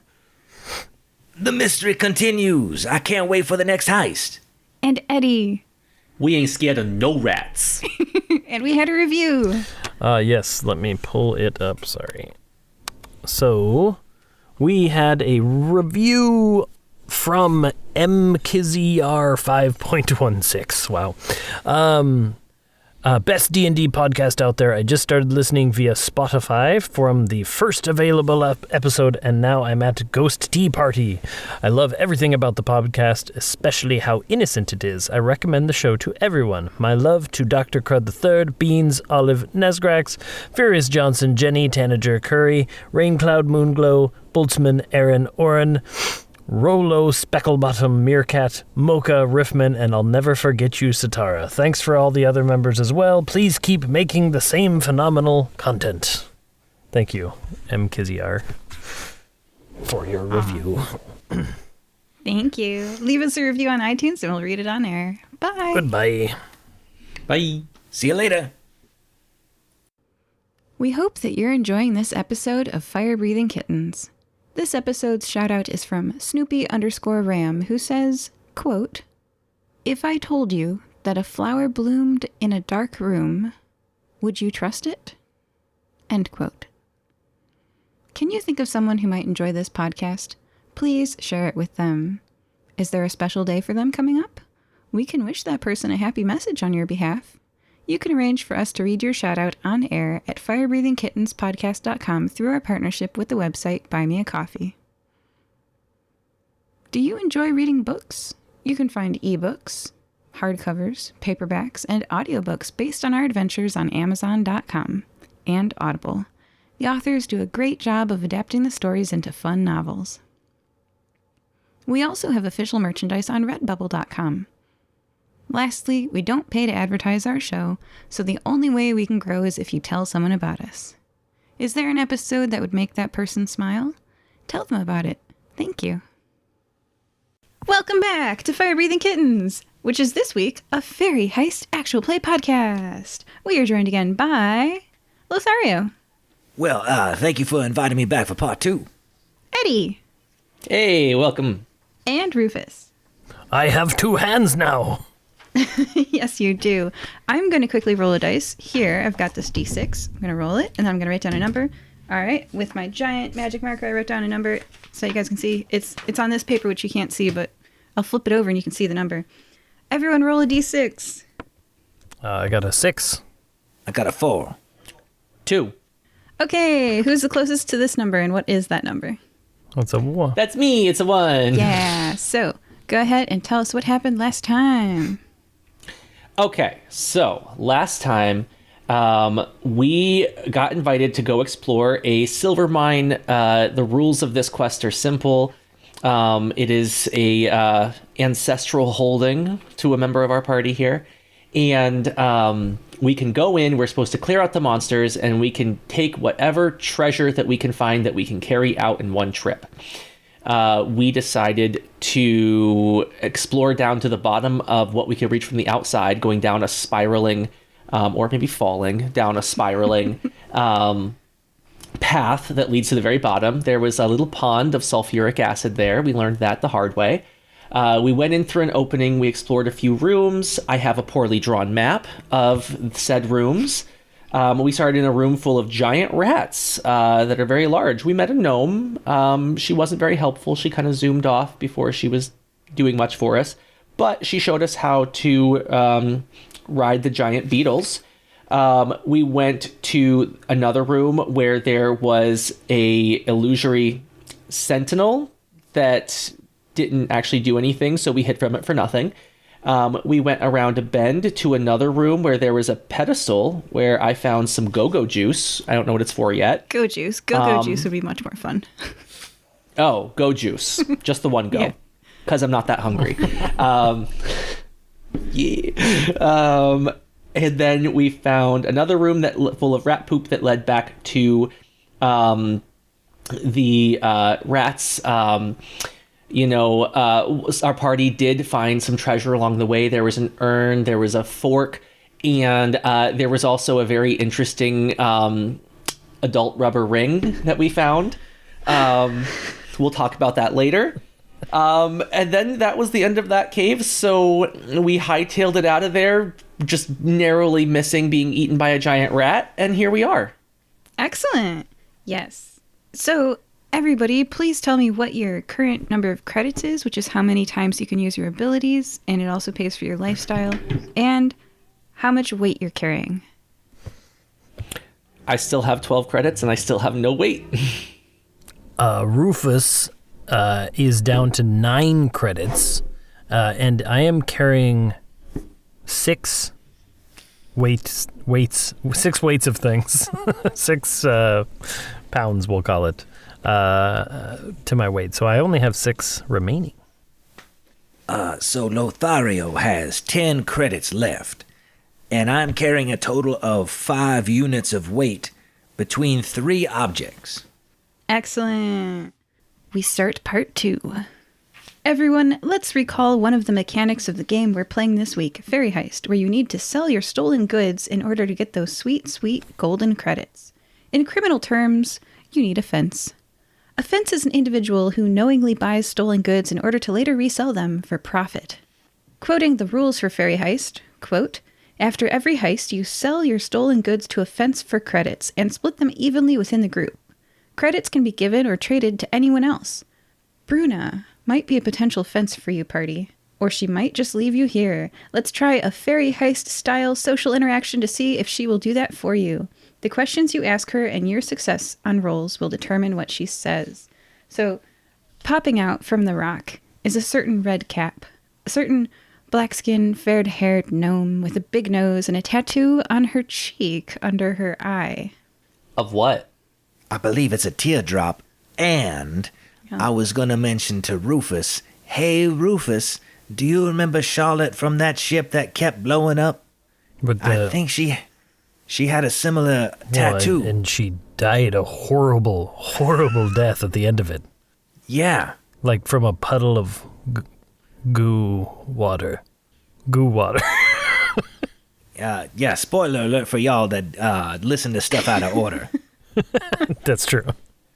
You recall that Charlotte's tattoo was like a circle with, at the 1 o'clock position, a comma coming off of the circle. So if you draw a circle and then at 1 o'clock you draw a comma coming off of it, the fat part of the comma is further from the circle, and that's the shape. And indeed, Bruna's tattoo, although white on her black skin, is the same exact shape. Like this? Yeah. Okay. I should say that the comma, the inflection point, the curve, it like kind of curves where it's to the right, if that makes sense. Okay, the other way. Okay. Yep. Yep. Theater of the mind is kind of fun because it's like telephone. Okay, Here's so a she picture has of the that same.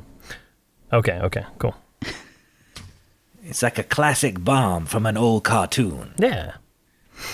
Well, I lean over to Eddie and I say, "Eddie, I think we've established that you are the talker, the planner, and I believe you still have a question remaining that you were able to like keep for later.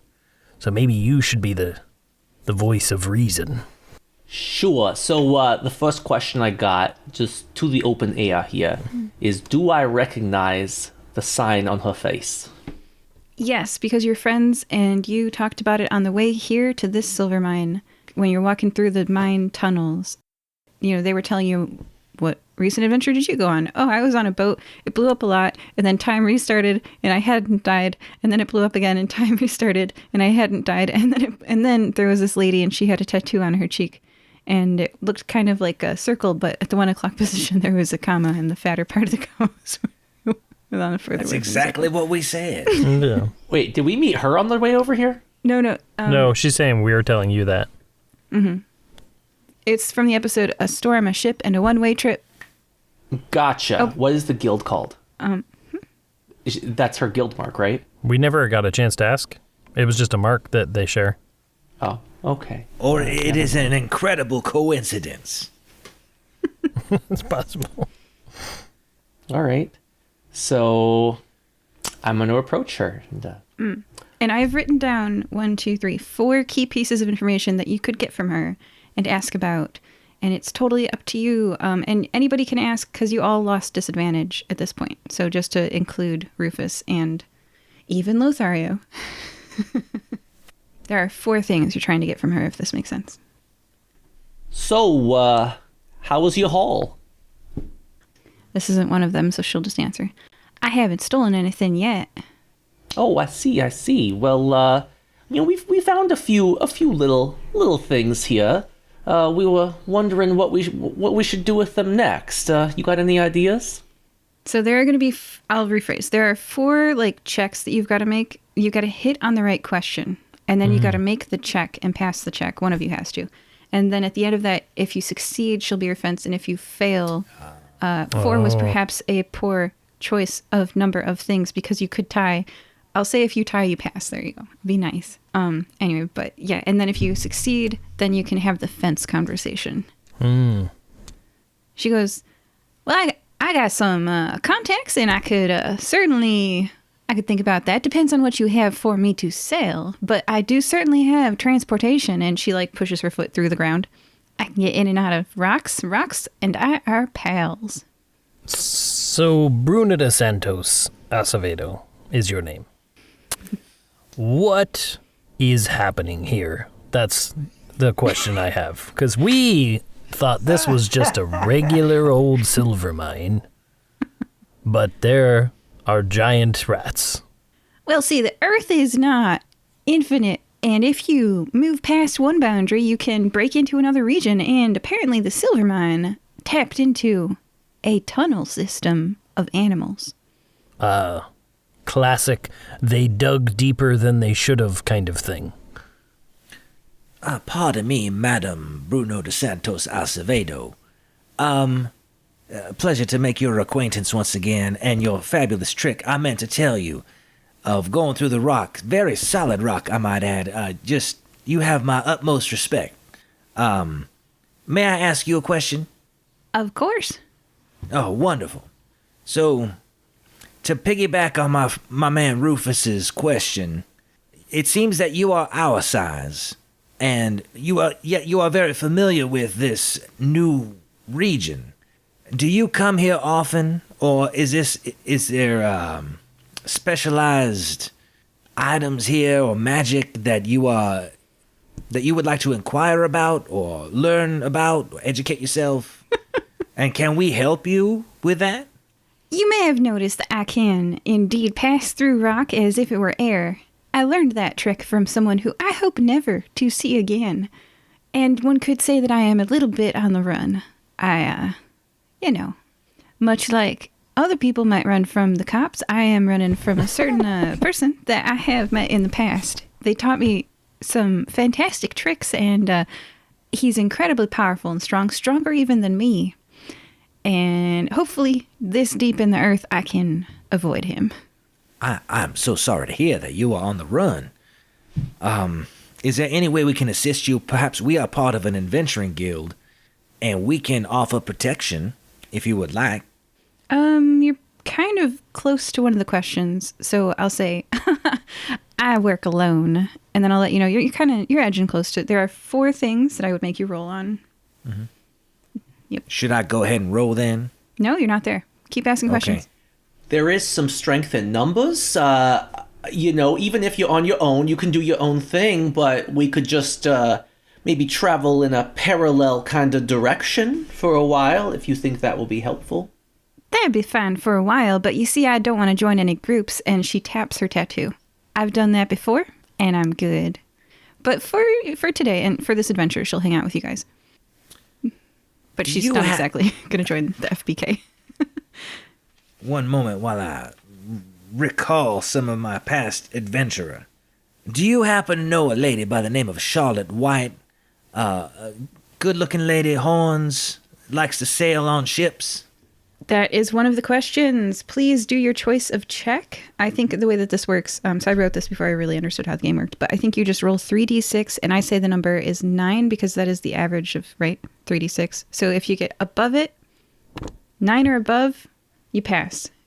I got an 8. Ooh. I'm going to give you the information, but mark that as a fail. She looks at you, and in her eyes, there's a little bit of fear because she thought you did not know her. She thought she was safe underground. What are you? Part of the... And she says, you could say that. We fled together and then went our separate ways. Why? How do you know Charlotte White? Well, as it turns out, Rufus and I and our fellow compatriot Graveyard Shift, we were tasked on an adventure where we were to protect a ship and its cargo. And things went awry as they seem to do when we're around. But at the end, we were able to accomplish it. We saved everything. But there was some mysterious force that was after Charlotte, jumped out of like a puddle and attacked her, and it was awful. And so if that's who you're running from, I mean, just please be careful. Did she live? And then please do your choice of check again. That's another one of the questions. Roll 3d6. You're on a roll. Yeah. Did you know that Charlotte died? Oh. Is there any way that I could be of assistance? Please be of assistance. Please be of assistance. I'm saying my rolling is not going too good. All right. So how would I be of assistance in the mechanics of this game? Advantage? I'm going to give him advantage if you do something in story that would help. Okay. Well, I'm going to say Charlotte also, when she seemed afraid, and when it came for her, it like slashed at her. And she got like a under the skin like wound, and then she died, and it was awful. And I'm sorry to be the one to tell you this, but she is, in fact, no more. Also, there's a puddle outside, so do not go just outside, if that's how that's correlated. That is actually super helpful, because she hasn't been to the ground level. She doesn't know about the hydrochloric acid lake. There you go. Don't do it.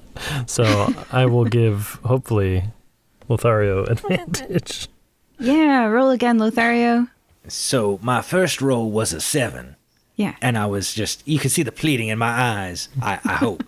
And then I rolled a 9. Yay. Which barely passes. Yeah. Okay, so she really appreciates that you specifically helped her. Like, knowing about that puddle of water is something that actually helps her, So she goes, she died? Bruna looks down and shakes her head, then looks up again, but doesn't seem too terribly surprised, really. I had told Charlotte not to go out to sea with all that water, but Charlotte had said, without their ship's rope in my hands and this salt breeze on my cheek, I am not truly free. Bruna scoffs. Me? I realize you've got to be alive to be free. And down here, it's a lot drier. I like them odds, and thank you for telling me about the puddle outside. She did say one thing before she passed, God rest her soul. She mentioned something about the importance of a teapot. Do you know anything about that? She scoffs and says, like you could change anything. I don't even know what we're talking about. How can I change anything? I just want to know about a teapot.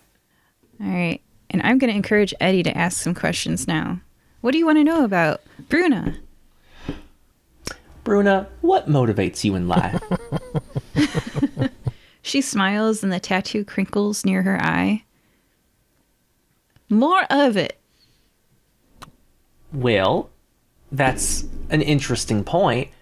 You'd think you'd want to stick with us, regardless of what may have happened in your past. We don't judge. We're a very eclectic bunch. Well, groups, they start out good, right? You think you found a nice bunch. You do a little crimes together. You do a little stealing, but it's okay. It's all in good fun. Your group is your friends, But then, maybe you do a little bit of crimes and some people die. That's okay, too, because, sometimes people die. And then, sometimes your group leader just loves killing people, just keeps doing it. And you're like, what group did I join again? And, I'm good on groups. I really am. I will. Hey, what? I'm not telling you to get a tattoo. Can you tell me more about that tattoo on your face? Please make a check. So roll 3d6, and if you have any reason to justify advantage or disadvantage, you can. Otherwise, you're just taking 3d6, trying to beat a 9. Charlotte had that same tattoo. Did she not? You guys were a part of the same group? Indeed, take advantage on your roll. Throw out Oh, good, the first because my roll was a 7. Oh, gosh, you guys. Second one's a 10. Yeah, good. Oh, thank goodness. Okay, you've got 3 right now. She smiles, and the tattoo near her eye crinkles, and she says, yeah, it's the tattoo of the deep ooze. So, wait, say that again? The deep ooze. Oh, the deep ooze. And what, pray tell, is the deep ooze? It was a Gildan Nicomoy, just like any other, until it wasn't. Was? What happened to the deep oozes? That's a fun word. Oozes. Again, we were out on an adventure, and things happened. People died, and then, some of us just loved killing so much they kept doing it. And others of us were like, maybe we shouldn't hang out with these people. They are murder hoboing their way through this adventure. Am I correct? And so, the killing got to be a little bit too much for some of us. And there's something that maybe was a little too much. Little tiny bit too much. Do you want to talk about it? She scoffs and says, like you could change anything. Like I could. Like any of us matter. It doesn't matter. Now hold on a second.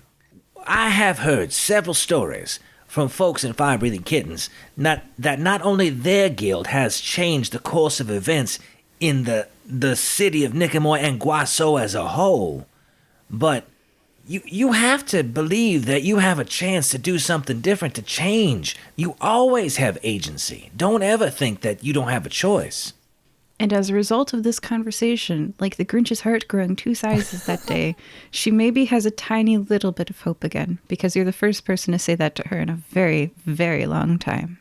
And if you're scared, like you don't think you can do it yourself, I mean, we can help you. Just find friends. If it's not us, somebody that believes in you and that wants to help you. And we can be those people. It's fine. Also, maybe like a questionnaire that you could pose, like murder, ? Scale 1 to 10. How do you feel about it? Because at the Fire-Breathing Kittens, to my knowledge, newer-ish to the group, there's not a lot of murder happening. Well, mostly. Oh, this is fun. So she takes out the map and she flaps it to get it to open. Oh, is this the treasure map? Yeah. You guys watched Rufus's eye go glaze over. His little drool at the corner of his mouth, just trying to edge over to see the map. Yeah. And I'm like, what do you ask? I'm like, yeah. Now, Miss Bruna de Santos Aceveda, I see that you're holding a piece of parchment. It appears to have landscape and terrain, maybe a route. Just curious, is there maybe an X on that particular piece of parchment that you're holding? And I'm just inching closer at But And that was the fourth question. What's on the map? Oh. Perfect. Please do your choice of check, Rufus. Roll 3d6. and I got a 9. Pass. Sweet. She says, now, as I said, I am leaving the Nicomoy area, but I am in this here mine area because of this. She has this tea-stained, thick canvas pirate map, and she shows it to you, Rufus. Whoa! It looks like the surrounding area around Lothario's grandma's silver mine. You're familiar with it because you came through this area to get here. The path from the entrance of the mine, through all those carved tunnels, and then through all those dug burrows, to this spot has been intricately drawn. And there's another area too beyond this, and the one beyond this is also shown, but partway through that cavern complex, which looks quite complex, the canvas is torn. X may mark the spot, but whatever region of this canvas map used to have the X on it has been separated. Well, where's the rest of the map? This is unfinished. How are we going to find... I mean you. How are you going to find the treasure if you don't have a completed map? Well, maybe we could work together for a little bit just to get through to the X, yeah? And I just nod and stand next to her, look at my teammates like, come on, guys, let's do it. It's treasure. That marks enough successes! Woohoo! So, you now have a fence. If you would like to offload your items and convert them into credits, you can do so. She will pop out and then pop back in. So she's like going to sell them for you. So she'll pay you now and sell the items later. So she kind of like can go into the rock and maybe she's got like a bank in there somewhere. She like comes out with some credits. It's probably more convenient than a purse, right? Yeah. You can steal your... Anyway, so yeah, how much do you offload and what's your credit conversion? What's your current credit at? Current weight and credit count, everybody. Eddie? Minus. Full? Mine is unchanged. Yeah. Lothario, you gonna sell anything? So, before I make a commitment one way or the other, I would like to examine the chalice that I found. Are there any markings that would be indicative of a family heirloom, like the cufflinks seem to be, or the locket, for example? You examine it, and you don't think that this was... It doesn't have a B on it or anything, so, you know. Okay, so what I will do is I will hold on to the cufflinks and the locket, but I will offload the chalice, which is a weight of 3. You get 6 credits. What's your new credit count? It is now 16, and I will be a lot more liberal with my credit usage. Excellent. Rufus. Rufus is going to take out the fork, which is a 3-weighted thing, and hand that over, and turn that in. So that was, you said 15, I believe? For 3 weight items, you get 6 credits. Oh, 6 credits. Okay. So that will put me up to... Oh, that puts me to 15. That's what I was thinking of. I'm sorry. So I have 15 credits. And then I'm going to pull out the rubber ring, and I'm going to look at it for a really long time, and then I'm going to look at my party members, and then I'm going to put it back in my bag. Okay. Lothario's gonna lift one eyebrow, just like, all right. Okay. I didn't know you were part of the community. Okay. And I'm going to keep the wood glove forever, because it might turn into a hand one day. Yay! So that's all I'm doing. Sometimes people ask how we do long form storytelling. That's how. Just little bits in each, progress, moving along. Yeah. It's not a magic hand yet, but No, it is not. one day One day. it is at least articulated. There we go. Yeah. All right, cool. So now you're able to use your abilities again, or start using them, Eddie. I haven't had a need to yet. Okay. It means you're a good planner. All right. So you continue through the burrows, right? Yep. Excellent. Continuing through the burrows is a lot easier with this map. You know exactly which way to turn at every intersection. Everyone, do you have a pen and a paper handy? So I'm going to explain a bit. I did 3 different styles of maps because we are a audio media, and I was like, that map is certainly one way to do it, but there's another way to do it. And I'm going to try that out here, and then I've got a third different way to do it, right? So there's 3 potential heists you can go on today. This is an idea. I don't know if this is going to work or not. Okay, guys. But I'm going to have you draw this in advance. Okay. So, do you have a pen? Yes. Okay. Please draw 5 dots by 5 dots like you're drawing a grid, and they're going to be rooms inside these dots. Like you're going to connect the dots. So there's a game called Dots where you take turns filling in lines. Anybody with too much time or games on their hands knows about this one. You fill in lines, you take turns, and when you fill in a box, you get to put your initial in it, and that's your box, and whoever has the most boxes at the end wins. So that's what the inspiration is for this. You're going to make a lot of dots in a grid. Like one day you're going to connect those lines. Maybe, right? Everyone have dots. 5 dots by 5 dots. Mm-hmm. Nice and big, Yes. because there's going to be stuff inside these dots. Oh, I use the traditional spacing of about 1 centimeter between dots. Okay, this is your whole map, so make it big. Get another piece of paper, Well, like some... I'm going to just need bigger write- paper. Give me a second. I'm just gonna write real small, Okay.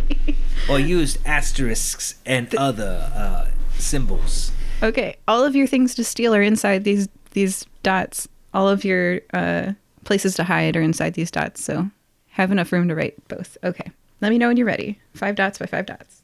I am as ready as I'm ever gonna be. You're regretting your dots. Okay. No, that's fine.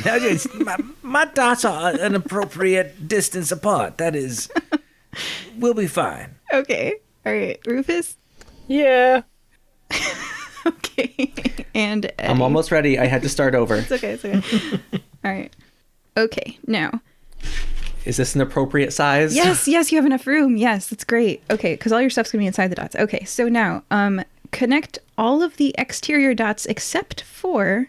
So these are your in and your out. You know, between the 3rd and the 4th dot of the top exterior, and we're gonna call that 1D and C. So don't connect between those two, and don't connect between on the 2nd and the 3rd dot on the right exterior. So that's 2E and 3E. So don't connect between those two, but everything else on the exterior should be filled in, and you can hold it up to the camera so I can see. So that's your in and your out. Yeah. I did it, and then for some reason I just filled it right in. This is open. Okay. Okay. All right. Sure. Except for, yeah, and that one that you filled in at the That's top open. is your entrance in. Okay. Okay. And then Rufus, let me see yours. So wait, which one was the one that's supposed to be open on the top? Yeah. C to D. Yeah, from C to D should be open on the top. So 1C and 1D shouldn't be connected. That's where you're entering. Okay, well, I'm using a tablet, but Oh, that's really nice. Okay, like perfect. that? Yeah. Okay. And so now let's call the topmost dot 1A. The dot on the right of it is 1B. Okay, guys? Okay. You might want to label that. Okay. The dot underneath it is 2A. So draw a line between 1B and 2B. It's a vertical line. Huh? Right? Mm-hmm. Good. Have y'all got it? Yeah. Mm-hmm. Good. Yes. Draw a line between 3A and 3B. And continue drawing. This is a horizontal line between 3A, 3B, and then continue to C and D. So that's a horizontal line, kind of like midway in the dots. Yeah. Okay. All right. Say yes when you have. Yes. Hang on, I accidentally used the erase button to draw that. Okay. Yes. A classic tablet problem where you Yeah. have the wrong end of the pencil. All right. Now you're going to draw a line between 3A and 3B, C and D. You did that. Draw a line down from 2D to 3D. 2. Okay. And then draw a line down. Wait. I'm sorry. What was that? 3. From 2D down to 3D. It's a vertical line. Okay. And it- 2D. Yeah. A, B, C, D. And it connects. Just closing off that last line. Yeah, connects with that wall there. Yeah. Okay. And then last one, draw a line down from 4B to 5B. B as in boy. And you did it. And so this is a different style of, it's probably really boring as heck podcasting, but it's a different style of map drawing. Hey, podcasters, get out a pen, draw the map. No, this is a very interactive portion Yeah. of the podcast. They are following along, and I'm sure they have an excellent picture, and they know exactly what we're looking at right now. This is right? Yeah, you drew it right. So we have a big room down here, a hallway with the entrance. Yeah. Entrance and exit real close to each other, and a little alcove right here. Yes. All right, so everybody is all set. Each of these boxes, like the region between 4 dots, is its own room. And some of those rooms, you can't walk between them, but most of them you can. Okay? Oh. Okay. You enter from the top. Okay, the moment you step inside, you see a piece of canvas on the ground in the room you entered. Something sparkly in the room that is on your left, which is the top right room on the grid. And your sight line continues. You can see a tree with red leaves in the room straight further in. So that's 1, 2, 3, 3 rooms in and 1 room down. You see a tree with red leaves and nothing in the room on your right, which is the second room in at the top. You see nothing there, but it's dark. Oh, do we still have our lantern going on? I was just going to say, Rufus? I could turn it back on. Shine it And towards that room. I will go ahead and go advance to cigarette number 2. Okay, you are smoking cigarette number 2. Children, don't listen to this podcast officially. No, they can listen, but they can just have the wherewithal not to mimic every single thing that we do in the podcast. We're murdering folks left and right on these podcasts. They don't need to do that either. Yeah. Yeah, but cigarettes kill way more people than murder. It's so true. I don't That's know, the most murder. evil thing you've done. Murder's a for sure death sentence, whereas cigarettes are a maybe. But let's not get into the nuance there. Let's continue So, with the adventure. Okay. Yeah, let's talk about this. If you maybe kill 500,000 people, is that okay? I'm not giving out Definitely. 500,000 cigarettes because that is expensive. I'm only giving myself cigarettes. All right. Fair. All right. So, but yeah, children don't listen to this podcast. Okay. So what are you guys doing? You're standing in a room. It's got a piece of parchment on, or canvas. Did I say parchment? Yeah. Canvas. On the ground to the left. So the top rightest room has a shiny thing on the ground. There's a tree with red leaves in the room straight further in and like dark, and you're lighting a lantern. So the first thing that Rufus is doing is lighting a lantern. That's your act. Good. I'll take a move just to move a little closer so my light will like hit that room a little bit better. You successfully find a pit trap. Good job. Oh. So there's a pit for you to hide in now instead of a pit to injure you Okay. or get you stuck, I think is. It's called the trap, and it is Runehack device number 12. It incapacitates a fairy for an hour. Woo. Okay. So the room to the right is just the whole room is a trap. Yeah. Okay. Sounds good. Okay. I'm going to go to the room on the left. Okay. You've got a move and you've got an act. What are you using your act on? I'm going to move first, and I'll save the act for what I see when I get there. Okay. There is something shiny. Now, in this room, I'd like you guys to ask about the hiding spaces in each room. There is a Okay. wall indent that someone your size could hide in. And it's like where scratches... It's in this room, so... No, north, south, east, or west wall. I've got it in the top right, so it's where the corners don't exactly meet. But yeah, it's just an Gotcha. agility check to get in there if you need to. Gotcha. Okay, and there is something shiny on the ground. I will pick it up. That is your act. Perfect. Okay, so your move and your act. So you pick up a glass figurine worth 2. Hey, your first item. Welcome to the club, Eddie. All right. It's now Lothario's turn. Well, before I begin, is Bruna de Santos Acevedo with us, and are we still on beetles?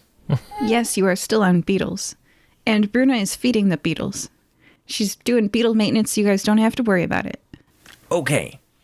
My Grandma Dee taught me to look before I leap, but since it is so dark, I'm going to listen to see if there's anything that might signify danger in this catacomb that we are traversing. Good call. You hear nothing. Okay. Does that count as an act, I suppose, because I am pausing for a while to listen? Yeah, and then you can move afterwards. Okay. And for clarification, this trap that was discovered, or we shone a light on, was that in the box that is bordered by 1 D to E and then 2 D to E on the bottom? It's 1B to 1C and 2B to 2C. Okay. That's the trap, yeah. Excellent, because that Yes, I wrote the wrong place. I would like to go around. Well, I'm going to dig through those red leaves on the tree straight ahead. Okay, and your next turn, you can do that. You move to the tree with the red leaves, which is the hiding place in this room. There's a tree.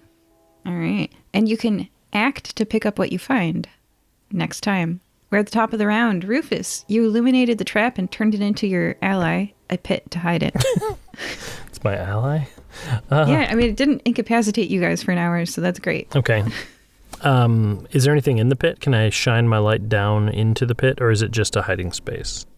As you move near it, you see that there's nothing inside the pit except for some beetle remains. Oh, that's sad. And rat remains. Okay. But no people remains. And people remains. Oh. No, there's no people remains. Okay. All right. But there's like a giant dinosaur-sized rat femur. Huh. I don't know why, but I kind of want that. It has a weight of 0 and a sale value of 0. It's yours. All right. It doesn't take an action. It's not one of the official items. Okay. You got it. Okay, then I will. I kind of wanted to check out these red leaves as well. I think we should go that way. So I'm going to go towards the room with where Lothario is. Okay, you've got your move and you've got your act, so you can pick it up first. You pick up a weight of 1, which means a sale value of 1. It's a weird seed. And just to give you some out-of-game information, you can grow a tree that doesn't need light. Okay. You do have to feed it blood, but yeah. All right, so I got a blood tree. How could he possibly know that? As you take the seed, you break a branch and the tree bleeds actual blood. There you go. All right, that's fine. Some trees do have red sap. Yeah. What was the weight on it? 1? Yeah. Okay. You gotta feed it some fertilizer. You gotta, put some fish heads down there. It's fine. Do I need to do that now? No, this tree is fine. It looks well fed. And you see another rat bone. Hey, gentlemen, this is a blood tree. It feeds on blood, and it's well fed. That seems like perhaps that there's some death happening down here. We need to be cautious. And I look over at Brunida, like, seeing, and give her the eye, like, are you gonna explain anything else? No? Okay, here we go. Well, this is where my map ends, about halfway into this cavern. I'm glad to have y'all with me. All right, I suppose. Okay, so that was my turn. Yeah, you all walked past and away from the second half of the map in the first room, right? Mm-hmm. Did anybody pick that up? Mm-mm. Oh, that was the bit of canvas? I didn't catch that was immediately in the room. So yes, I would have walked right past it because I'm oblivious. Okay, just letting you all know. I love trees. This tree loves you too. Yeah, you can have picked it up when you walked if you want. You guys, I'm not trying to make you not have the map. Okay. No, I will be fair. I will go back and pick it up after I've examined the beauty of this tree. You also get a weird seed. Okay. It has a weight of 1 and a sell value of 1. And just to let you know, there's an unlimited number of seeds. You can load up on seeds if you want.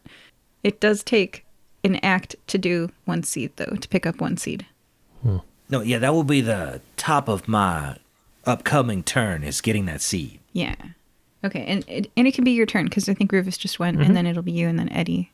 Well, there we go. I just got a seed. And now I'm going to walk somewhat haphazardly, I would assume, in the west direction toward that corner that is bordered by 1A to B, 1A to 2A, 2A to 2B, and 1B to 2B. That's the direction I'm going. Let's name all the rooms instead of the nodes. So there's room top left. I call that. We need a third. I'll call that one Chicago. I'm going to go to Chicago.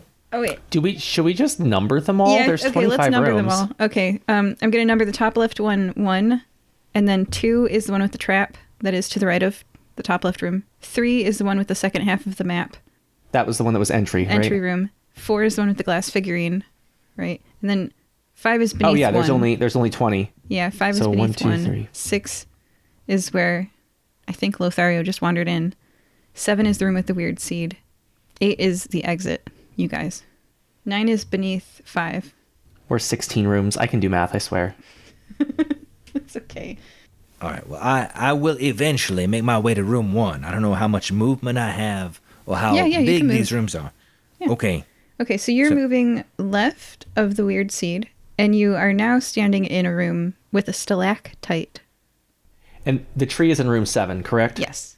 Would you like to keep walking, Lothario?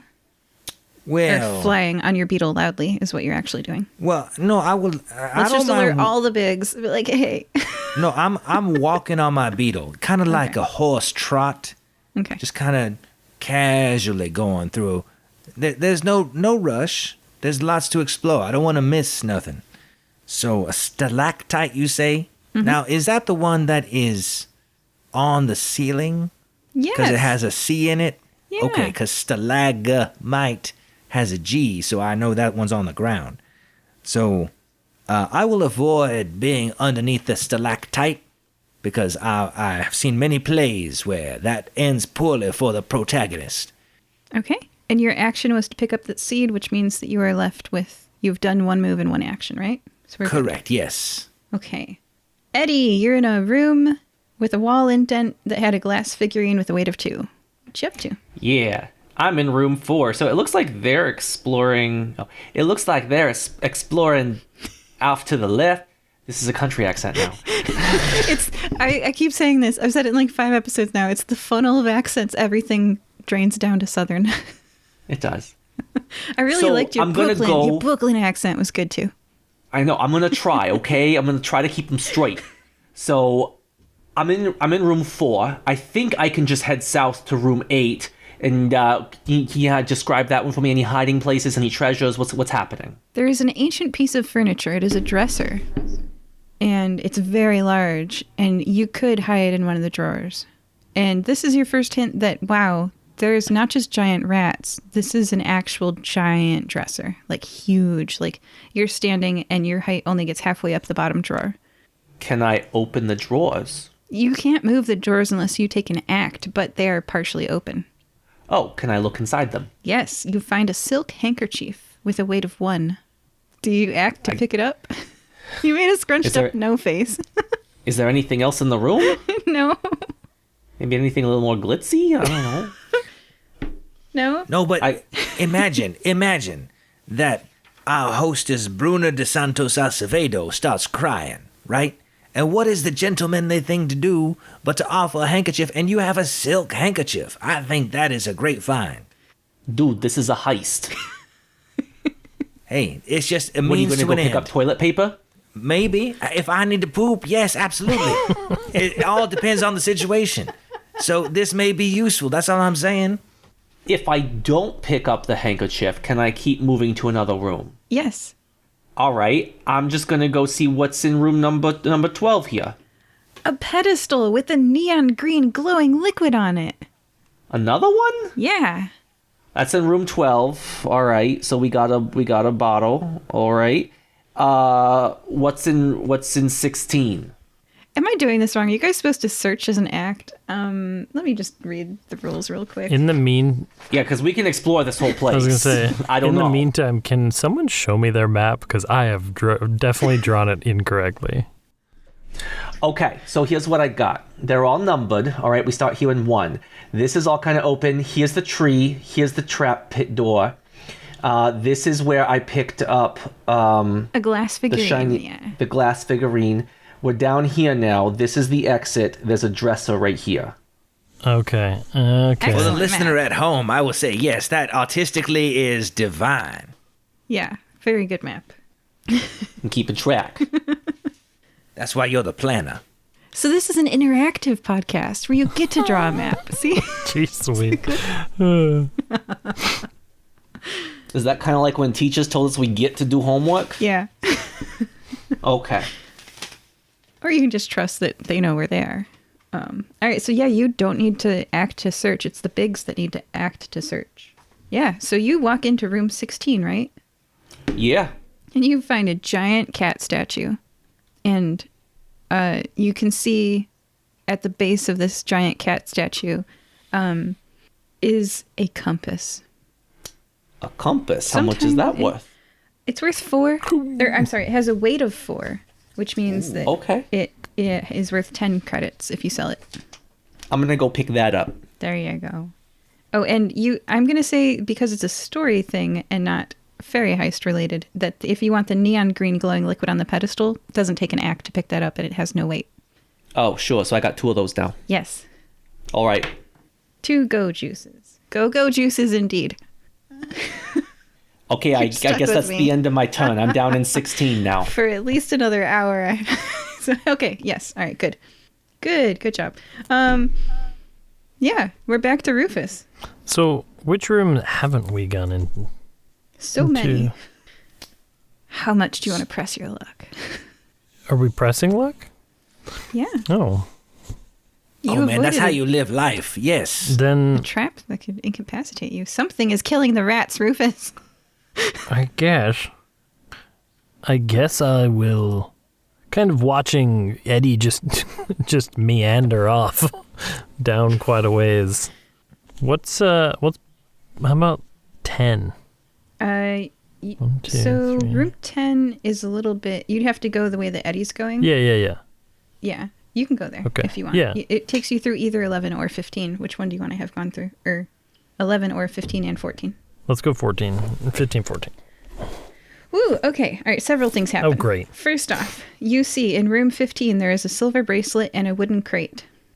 And then things get downhill a bit because in room 14 there's a flask made of glass and a pile of poop. And this is not rat poop. And then in room 10 there is a pile of insect bits and there is no treasure. So that's where you have moved. Okay, And now there's a shuffling sound. There's a shuffling sound. Like that. Like some big sniffs. Okay. Big sniffs. Okay. I'm going to use telepathy, which I have, and I'm going to point at Eddie, and you can hear 10 words of my choice. I'm going to say, I'm in trouble. Well, 3 words. Something in room 10 with me. Crap. Okay. So, just so we're clear, I'm in room 16. 15 has a bracelet. 14 has some poop. And room 10 has the dog. It's a sound. dog. It's coming from room 13. Rufus can tell. Oh, it's coming through. It's adjacent. Okay. Yeah, Okay, it's not with adjacent. me then. I'll retroactively say that in my message. Yeah, it's fine. Yeah. Okay. But I will say, Rufus's turn is over unless you'd like to have grabbed any of those things. Oh, could Do you I have want done the that? silver bracelet? Yeah, you can. It says you can act in the middle of movements. So a silver bracelet, and then what was I wrote. A flask made of glass with a weight of 3. The silver bracelet has a weight of 6. Oh, wow. Wow, well then I'll snag that bracelet. Okay.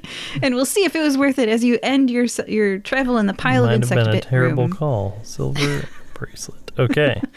Rufus might die. All right. Eddie, it's your turn. And after Lothario and Eddie go, it's something else's turn. I'm just letting you guys know. Eddie, what do you do? We have not explored room 11 yet, correct? Mm-hmm. Okay. So, I'm gonna explore room 11. What's in there? You're going to hate me. A cardboard playing card with a weight of 2. Okay. So that's in room 11. Rufus is in 10. The flask was in 14. Mm-hmm. So I could swing through 14, grab the flask, and then meet him over in 10, correct? It's interesting that I have basically unrestricted your movement here. Yeah, if you want to end in 10, you can. You have a flask made of glass with a weight of 3. We'll cross that off. Got the card. So you're actually Got a 3. jingling now as you walk because you got that glass figurine and that glass flask, unless you arrange it. I'm going to say that's what your move silently is that you fix that. That's what your act can be. Sure. Yeah, I'm going to wrap those in cloth or something in my bag. If you take the move silently action, but right now you're jingling. Because it's an action to move silently. So we have left Eddie and Rufus in 10.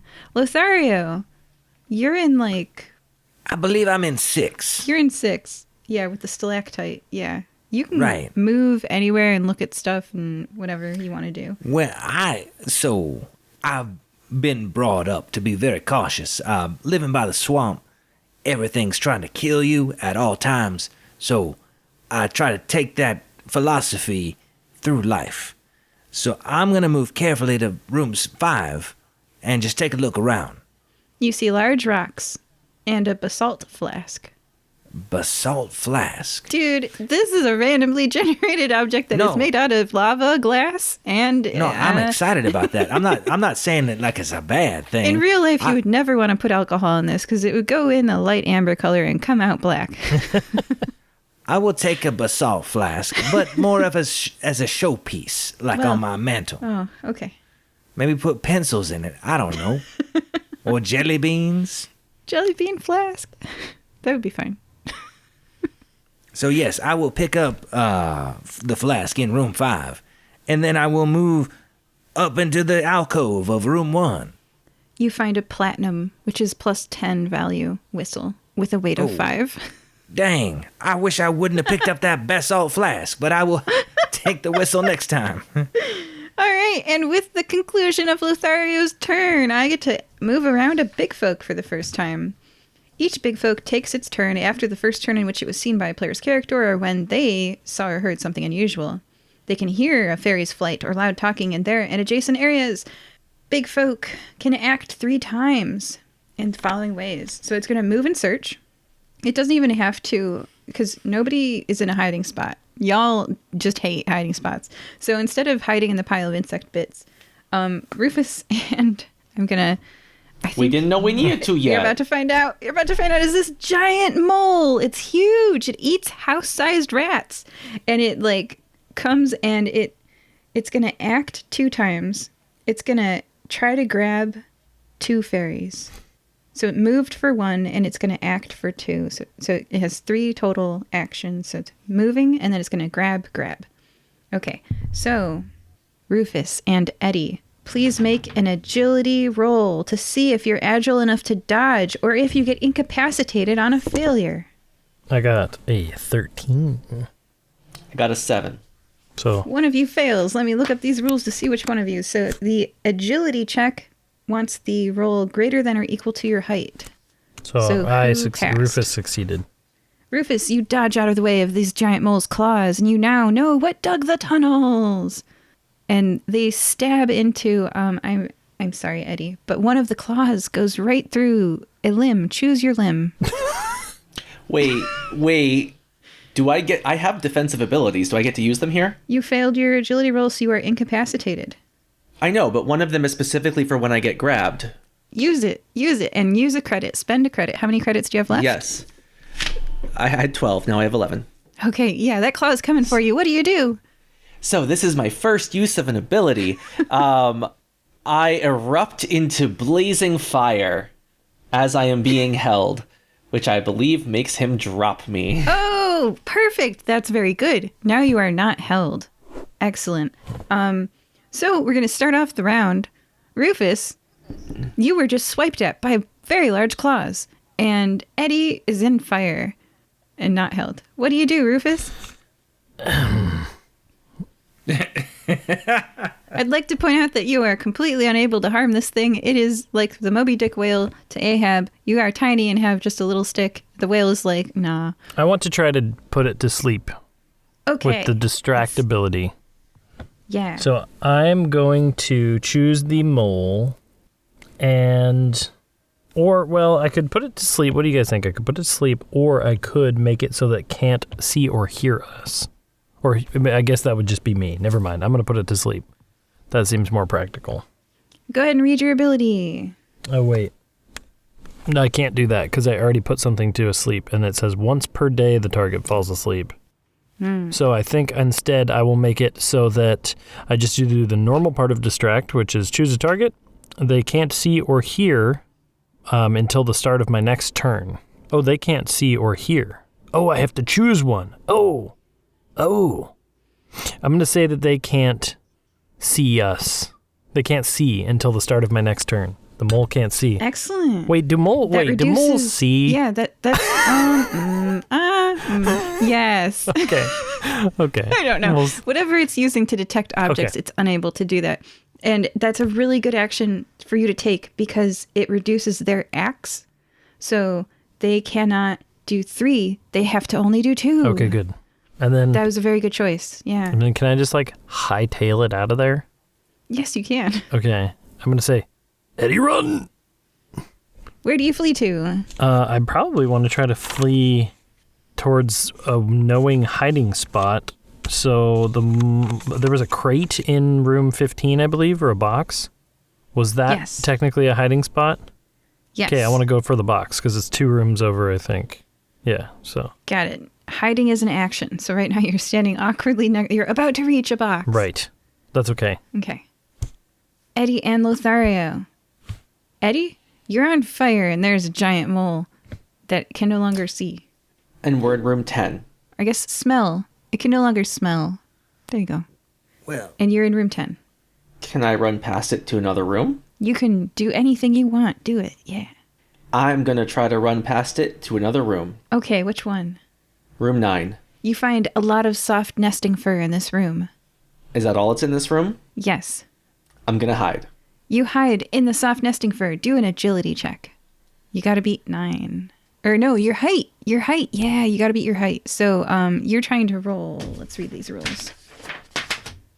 I got Greater 17. than. Nice. Wow. Oh my gosh. You successfully hide in the fur. It's soft. Gross. It smells nice. Does it? Yeah. Okay. We have 1 hiding Eddie. We have 1 running to the crate. Rufus. Lothario. You're in a room with a platinum whistle. What do you do? well, I will use my action to pick up said platinum whistle. And Remember you that said, it has plus 10 because its weight is 5, so it would theoretically sell for 15 credits, but it's going to sell for 25 credits because it's platinum. Whoa. Mama Pajama. I will also like to get some clarification on the basalt flask that I picked up. Does that have a weight associated with it? 4. Oh my goodness. Yeah, so Oh, it's going man, to sell for 10. Okay, so I am on the verge of being overloaded. I think that's what's happening. Uh-oh, let's list your items. What's their weights? So hold on a second. I have a platinum whistle of 6. A basalt 5. flask. 5. Yes, that's correct. A basalt flask of 4, which makes 9. A seed of 1, which makes 10. And then cufflinks of 2. Uh-oh. So I am... Let's make your height officially 12 instead of 11.5. Okay. Well, I have no problem dropping that seed. Because I think that is an action, though. So I would need to drop that next turn. I think, let me double check. Is it that you can move as long as, okay, there. As a fairy, you can move if you aren't carrying too much weight. How much is too much weight? Is it equal to or greater than? I believe it is... Well, in this case, it is greater than. So I'm fine staying at 11.5 because it's fun. I'm just trying to look up if you have to be over your height. Does anybody else have the rules? I'm looking at it right now. Here we go. A player loses their ability to move and to enter hiding places if they carry weight greater than their height. Okay. There we go. Okay. So I am at greater than, and I cannot move. You cannot So- move. I will stay in room 1, and next turn I will drop my seed. I mean, the tree seed, nothing nasty. Okay. And then, Good turn. all You right. got a plan. Okay, that ends Lothario's turn. That means it's the mole's turn. So mole number 1 is in room 10. The look on your faces when I said mole number 1. Another mole, the size of like 4 houses, is gonna come from room 13, which has like a burrow in the ground and stuff. Anyway, and that's their nest. And it's gonna come out to room 9 and it's gonna move and search. Searching in area. Go ahead and roll an agility check. Me? Yes. 11. Okay, so with agility, you're trying to get higher, and that means that it found you, and it is unable to get into your hiding spot. But wait, how does this work? What's the point of a fairy hiding spot if they can get in there? Hiding. There's not really a page on hiding. So can it, what do you guys think? Can it get into the hiding spot to get you? I would say no. How did it know I was in there? I went in before it got into the room. Yeah, it can move and search a hiding spot in the new area. It can search a hiding spot in their area, seeing its contents, and try to grab a fairy, prompting them to roll to see if they're agile enough to dodge, and incapacitating them on a failure. But there's no like roll for them to know whether they found the hiding spot. Right.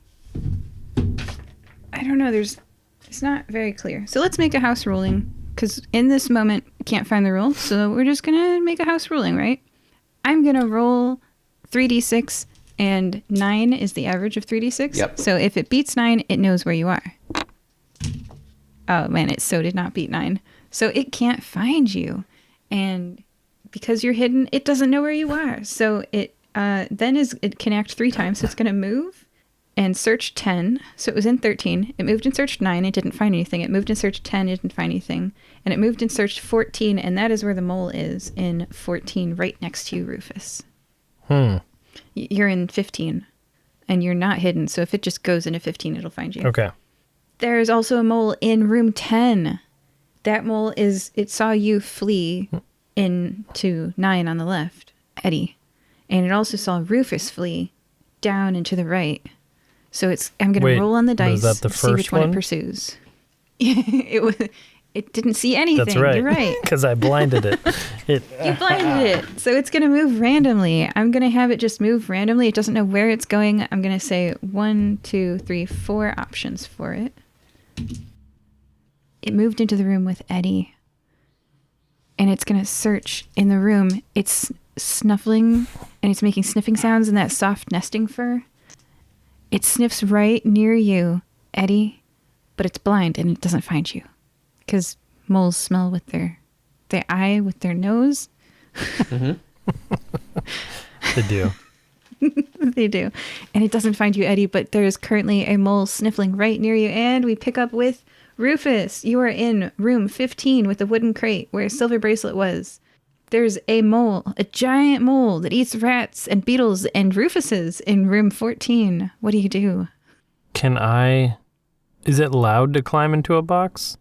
Hiding can be done as an action. Okay, I will hide as an action.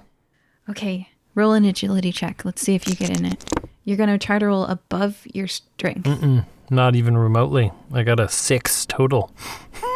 It sees you go into the crate and it's watching you. Okay, so then I could then move. You can move. I want to beeline for Lothario. Like, I saw him go around to the other side, or we were kind of separated. So, but that would take me past the mole. You've got a map, so you're currently in 15. Right. Lothario is in 1. Eddie is in 9. The exit is in 8. I guess I'll just try to make it towards 8. Okay. So you're moving where? I'm so nervous. Maybe I don't want to do that at all. I'm glad you're feeling something. Yay, heist. Yay. Yay, stealth.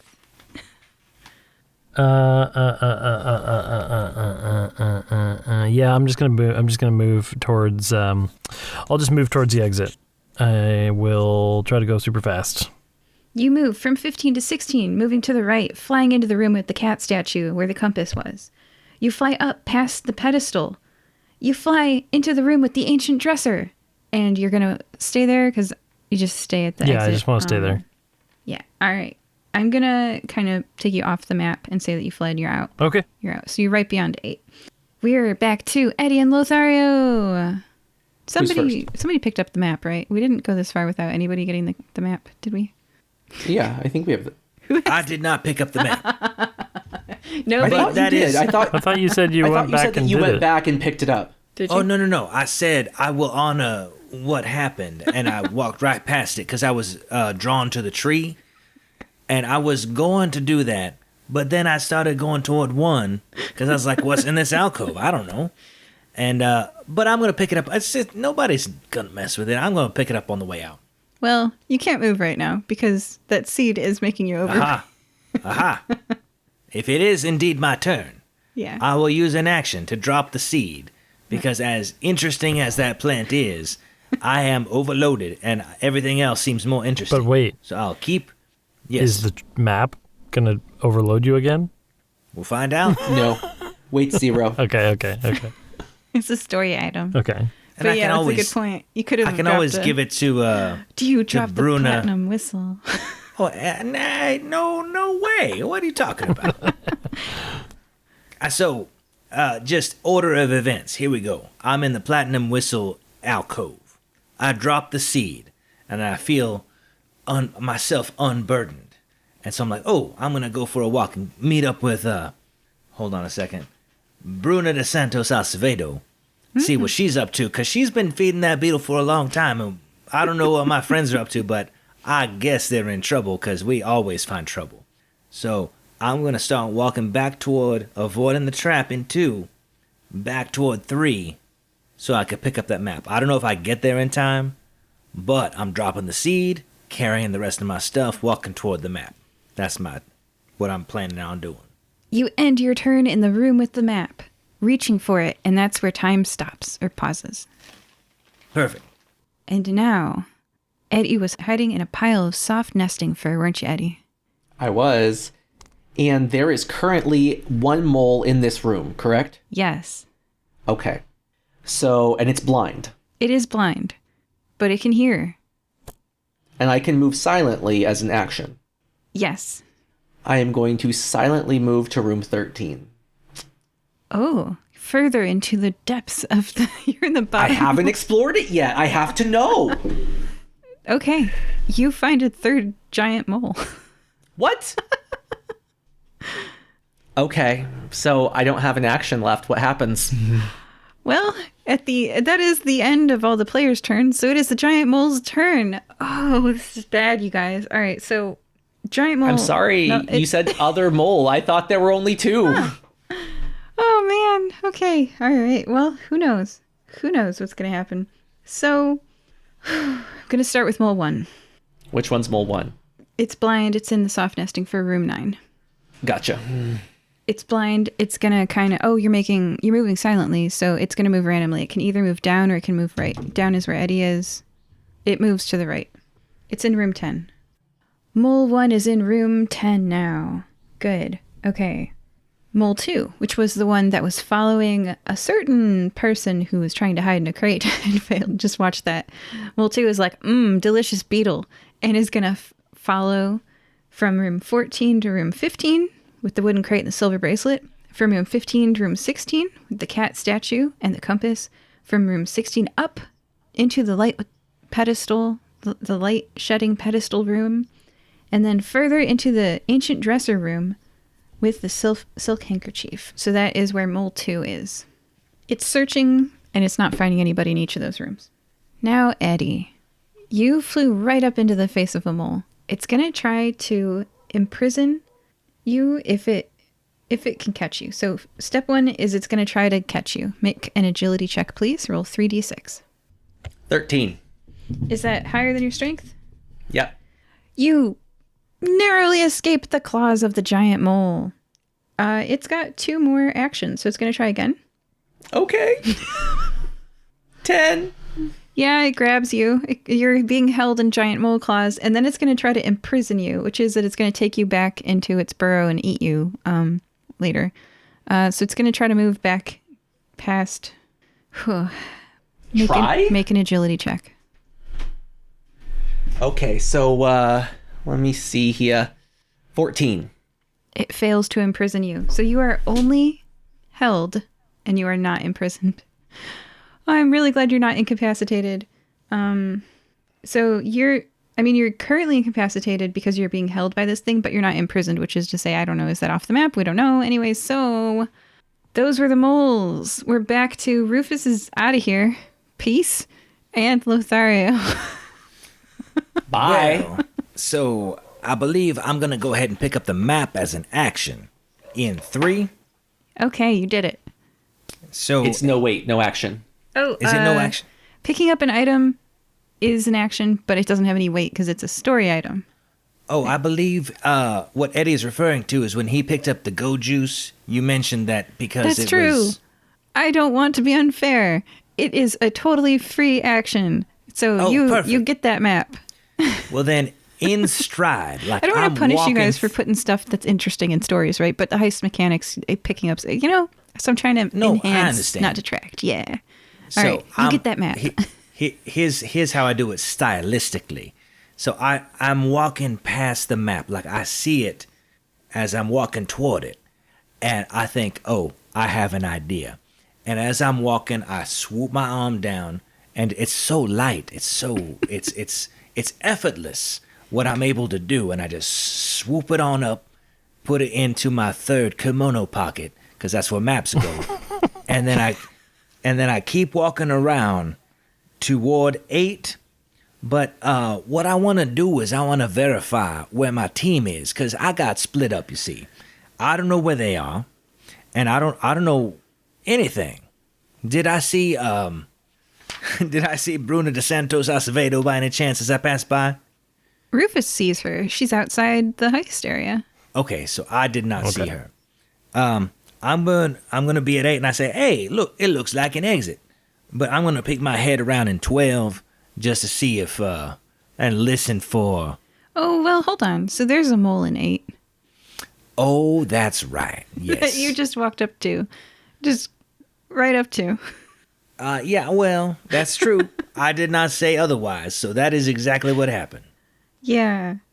All right. But you still have an action, right? Yeah, you do I still do have an action. action. So I see. You find a mole. I find a mole, and I'm like, oh my, that's not good at all.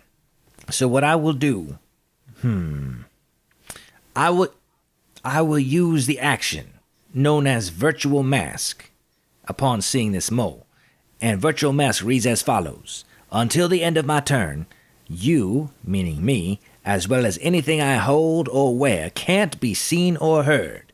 So I will just poof, I am not there anymore, according to the mole. Can't be seen or heard. That's really good. And that is until the end of my turn. So Excellent. if I can move past the mole, I don't want to stay in that same room as the mole. Yeah. So I'm going to move past it, but hidden. Yeah. Yeah, you can move down to 12, down to 16, over to 11, whatever you want.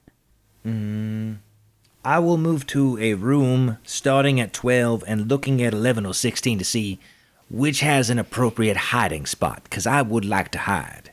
And I know I can't do it this time because I've used an action, but I want to be ready. Room 12 has the pedestal that used to have a neon green glowing liquid on it. Room 11 doesn't have any hiding spots. And there's a mole in room 10 to the left of all these. Yeah. Well, I'm going to roll the dice and go down to 16 because that is one more room away from the mole in room 8. There's a giant cat statue in there. Oh, a giant cat statue, you say. So probably I could hide behind a tail or a paw or something. Yeah. Yes, 16 it is. That is my destination. Excellent. And I'll park my beetle, casually behind the statue. It has been done. All right. I kind of forget whose turn it is. Do you guys also forget? Because there's not a set turn order here. You kind of just agree on it. You keep skipping Rufus because he's out the room, so I would imagine it would be Eddie. Rufus, you can it's come back us in two, if and you I think I normally Can I go come back first. Yeah. Okay, I didn't want to leave. I just kind of wanted to be prepped. But there is also a mole in that room, correct? There is. Could you please put him to sleep? Yeah, or I'm going to something? say, I'm going to try. I can't put him to sleep because it says once per day. I will point out that the rules say that Eddie is incapacitated. It says incapacitating them on a failure. It doesn't really say what happens when you're held. So I'm going to say he's incapacitated, which means he can't act. Eddie can't? Eddie can't act. Eddie needs help. So, was he able to not use his fiery touch? I don't time. really know. It's not clear. There's the rules here. Oh, it does say until the specify. start of Eddie's next turn, he automatically succeeds when he's about to be caught by hand. Well, that was a different turn when I used it the last okay. time. The problem was I used an action to walk silently and wasn't expecting another mole to be there. So my action was already gone. So it's do I get a reaction if something's trying to grab me? Yeah, no. So I don't know. Yep. And then now you're incapacitated because you're grabbed. Yeah. It says incapacitating them on a failure. So I will say Eddie needs help. Okay, well then... Eddie's about to get eaten by mole. Okay, then I'm going to pop back in on my turn. And I'm going to... Do you guys think moles are smart? Not in my experience, no. They have a very small brain size. So, never mind. I'll just distract it. I was going to try to talk into its brain, but I think instead I'll just distract it. I'm going to roll up and I'm going to use my distraction on this mole in room 8 as my action. And I want to, again, make it so that I can't see. And I'm whittling down on my credits here. And then I'm going to just beeline for as far as I can get until I see Lothario. I think we need to team up a little bit. So I would like to go down to room 16, I believe, was where you were, Lothario? Okay, so, That is so correct, I want to yes. team up. That is a mechanic in this game. He can carry some of your items. Or I could carry some of yours, because you're almost full. I'm good for Okay. now.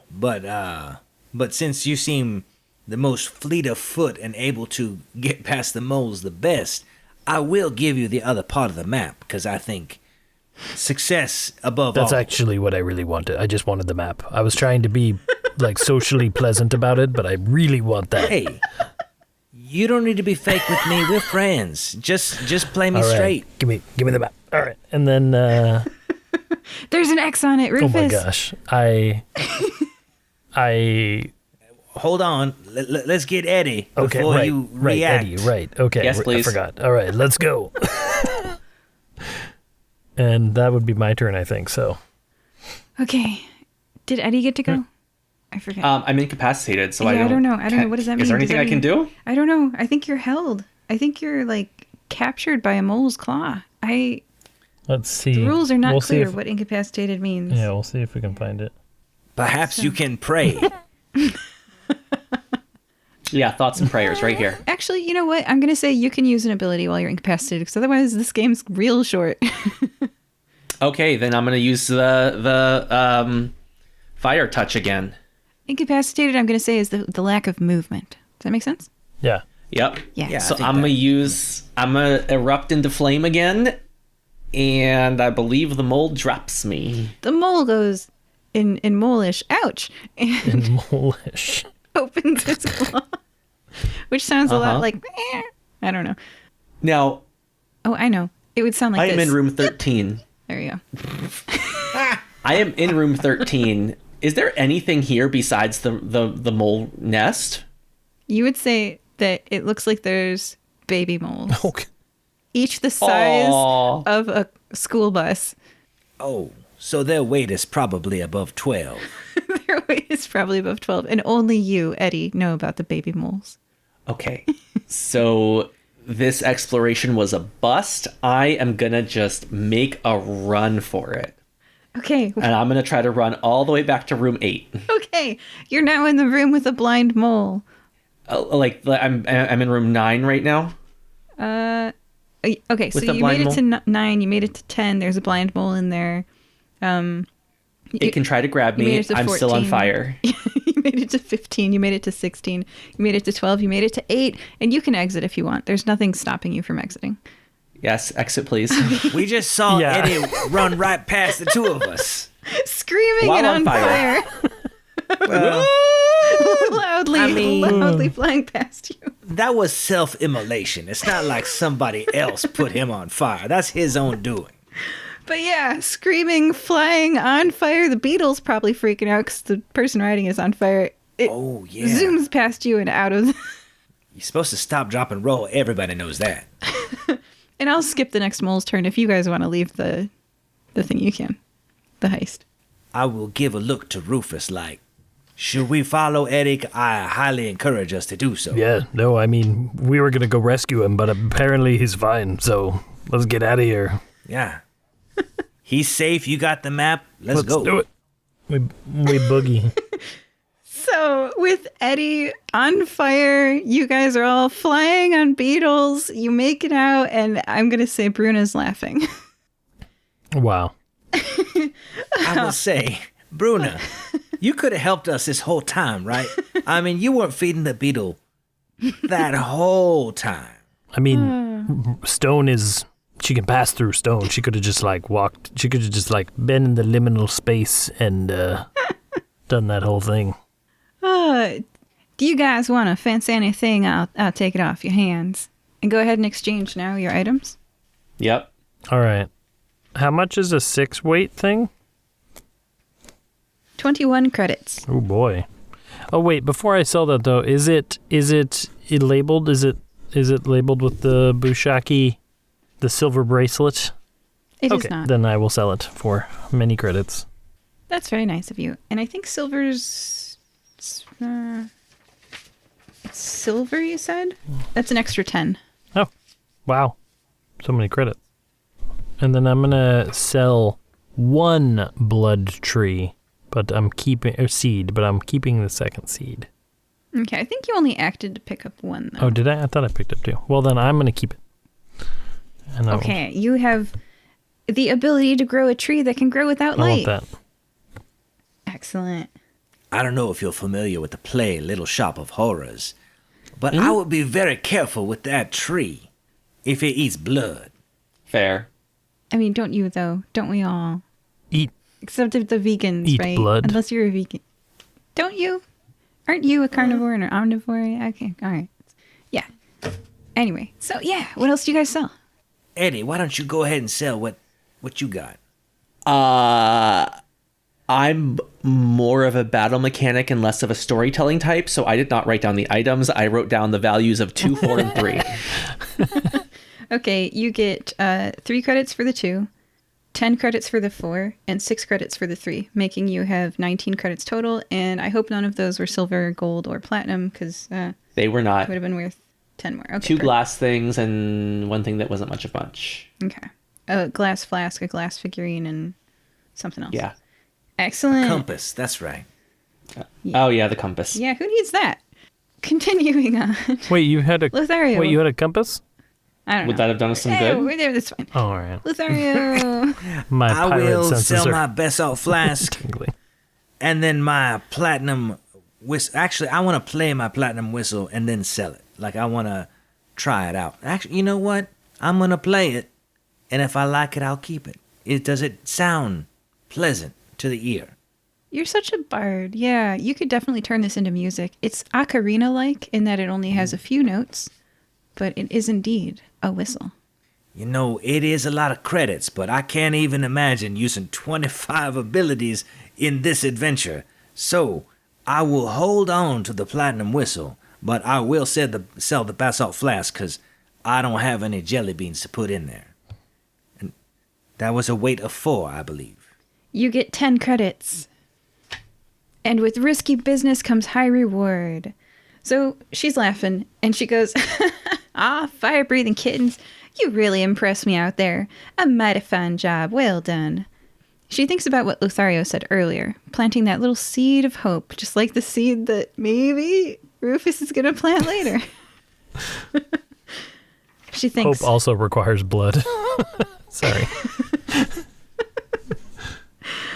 Well, Eddie shut it for you. So, she says, there's something you should know. I probably shouldn't be telling you this. In fact, it's very detrimental for me to tell you this. But your skill makes me feel something I haven't felt in a very long time. A glimmer of hope. Maybe you can stop it from happening, fire-breathing kittens. Maybe you can save the world. It seems like a stretch. Well, We struggled a lot with those rats just now. I'm just trying to... You told me to keep it honest, Lothario. I did, but at the same time, you're really selling us short. I think we've done quite a bit already, and we had no idea these rats, the size of houses, were even here. Yet, we were able to obfuscate their ability to perceive us, and here we are, we're still alive. There's always hope. And I will kind of grab the lapels of my kimono in a proud fashion and say, Madam, yes, you are right. We will make it right, saving the world. That is a tall order, but we will get there. But rest assured, fire-breathing kittens are on your side, and we're going to take care of it. Not really. Yeah. Yeah. She looks you in the eye, Lothario, and she has respect for you, too. You've moved past the social boundaries. You've gone from, in Fairy Heist, there's subordinate to associate is the switch that got made. Nice. And she even feels a little bit like you guys could be the leader in this. And she says, "You're right. We should do something. We shouldn't just run all the time. Maybe you can change things. Maybe you can save the world. Maybe..." Her throat catches. "You need to know about..." Her speech slows. She's forcing the words out. Oh, no. "About the..." I look at Lothario knowingly, and I'm like, this is what happened. This is what happened with Charlotte. Keep an eye out for them puddles. Yeah. What? This happened with someone else. She stopped talking and then said a teapot, and then she died. "Yes, the teapot!" The moment she says the word teapot, there's a flash of magical light that pulses out from her mouth, like a ring, rapidly expanding down the tunnels, further and further, disappearing into the distance. The walls shake with the strength of the pulse. You worry about a cave-in. Her eyes widen in panic. Her throat is moving, but there are no words coming out. She clutches her throat, looking like she's screaming, and nothing happens. Wait, and nothing happens? She clears her throat and goes on to talk about something else normally. "Well, that was scary. I should have seen that coming." Drat. You know he would put magic on me. But I should be relatively safe enough underground. So can you just not say the word teapot without detrimental consequences happening for you and those around you? Well, it is not just any teapot. And like the pulse happens again. And she's like struggling. She's like, "It is." And she just cannot force these words out. Can we use code? Can you say TP? She thinks about it and keeps walking. You continue walking along, the crunch of the gravel and the rocks sounding underneath your feet. Crunch, crunch, crunch, crunch. She's thinking about it. She's like, drip, drip, crunch, crunch, drip, drip, drip. Wait. A stalactite is dripping into a pool of water. Silently, not a single drop of water spilled. A shadowy figure rises out of the pool. He looms behind the gnome, much taller than her 3-foot frame. He raises his arm, points his fingers all together, and makes a downward stabbing motion, as if stabbing her in the back. He smoothly slips back into the water and is gone. There's no knife, no fabric or skin broken, no blood, but Bruna crumples to the ground, dead. Man, as a pirate, ex-pirate, and someone who loves the water's starting to freak me out a little bit, and I'm not a fan of it. And I rush over and see if is she dead? Dead, Ugh. dead. Lothario, it happened again. Yeah, last time I blamed Graveyard, but he's not here right now, so I would have to imagine that it's probably either me or you. You're in the clear, Eddie. Okay. Man. It sounds like it was just waiting to happen, you know? But should we search the body and see if we can find clues to what she was going to tell us? Yeah, because she had the rest of the map, right? Well, she I said think her we map already got that ended map to from that her. Oh, room yeah. where we were at. That's right. You have the map, Rufus, and it has an X on it. Is it indicative of a further in location? Yeah, it's got a path. Like, you can see the upcoming T intersections before you even reach them, and you know which way to go. Oh my goodness. She would have wanted us to continue on. Oh, clearly. Yes, I agree.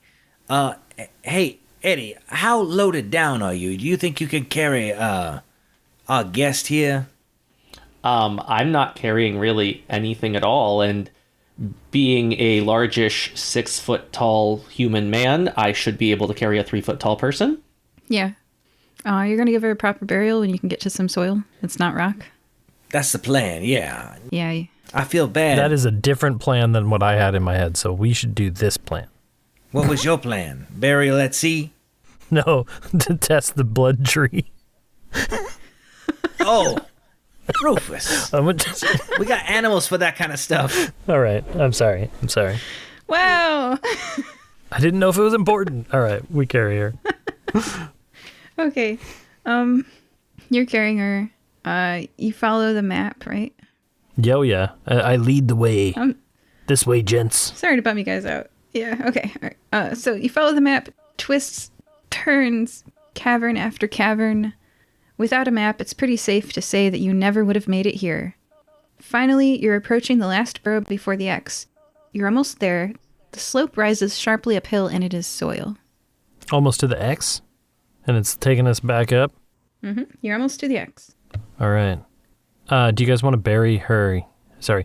Do you want to bury her here, or do you want to take her fully out of the mine? I think she liked being underground. That's true. I'm fine burying her in the soil, but I do want to avoid the X on the map in the event that someone else finds this map and they get all excited like you are, Rufus, and then they dig up and they find Bruno de Santos Acevedo, and that is the worst treasure I can imagine. You were near the X. You are not at the X. You're not marking her grave with an X. We'll bury her off to the side. Sorry. Yeah. Yes. No. You can see there's a building on the map. So on the map, it looks like there's a Victorian house. Is that like where the yet, X but that's what would be? Oh my goodness. All right. Well, I'm going to say... It's in the study of a Victorian house.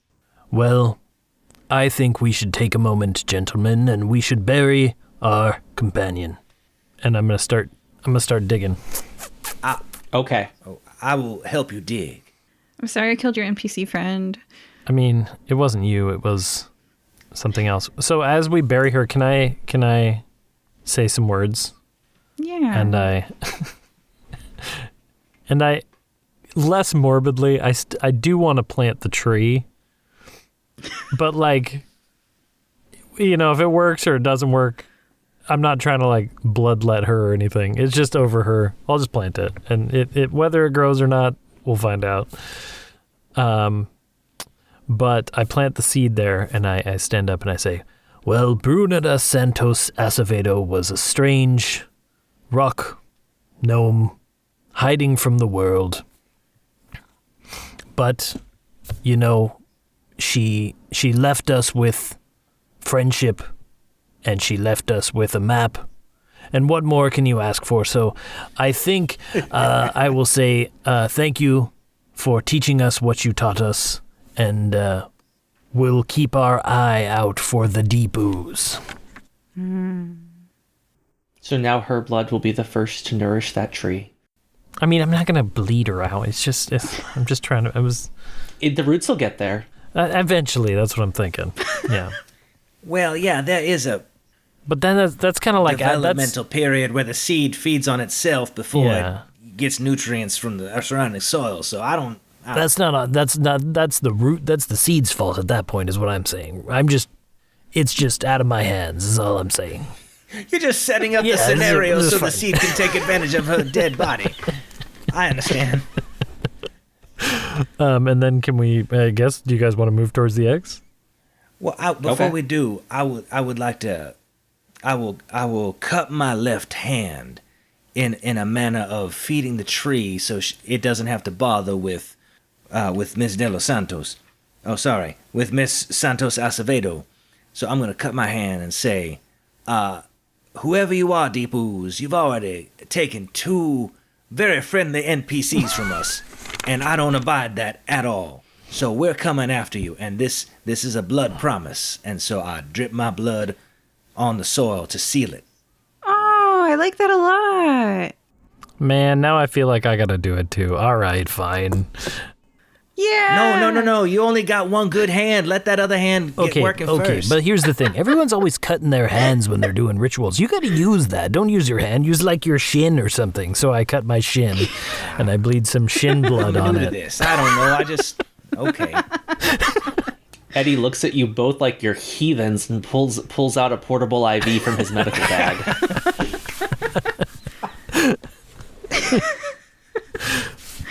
What sorcery is this? Okay. And then...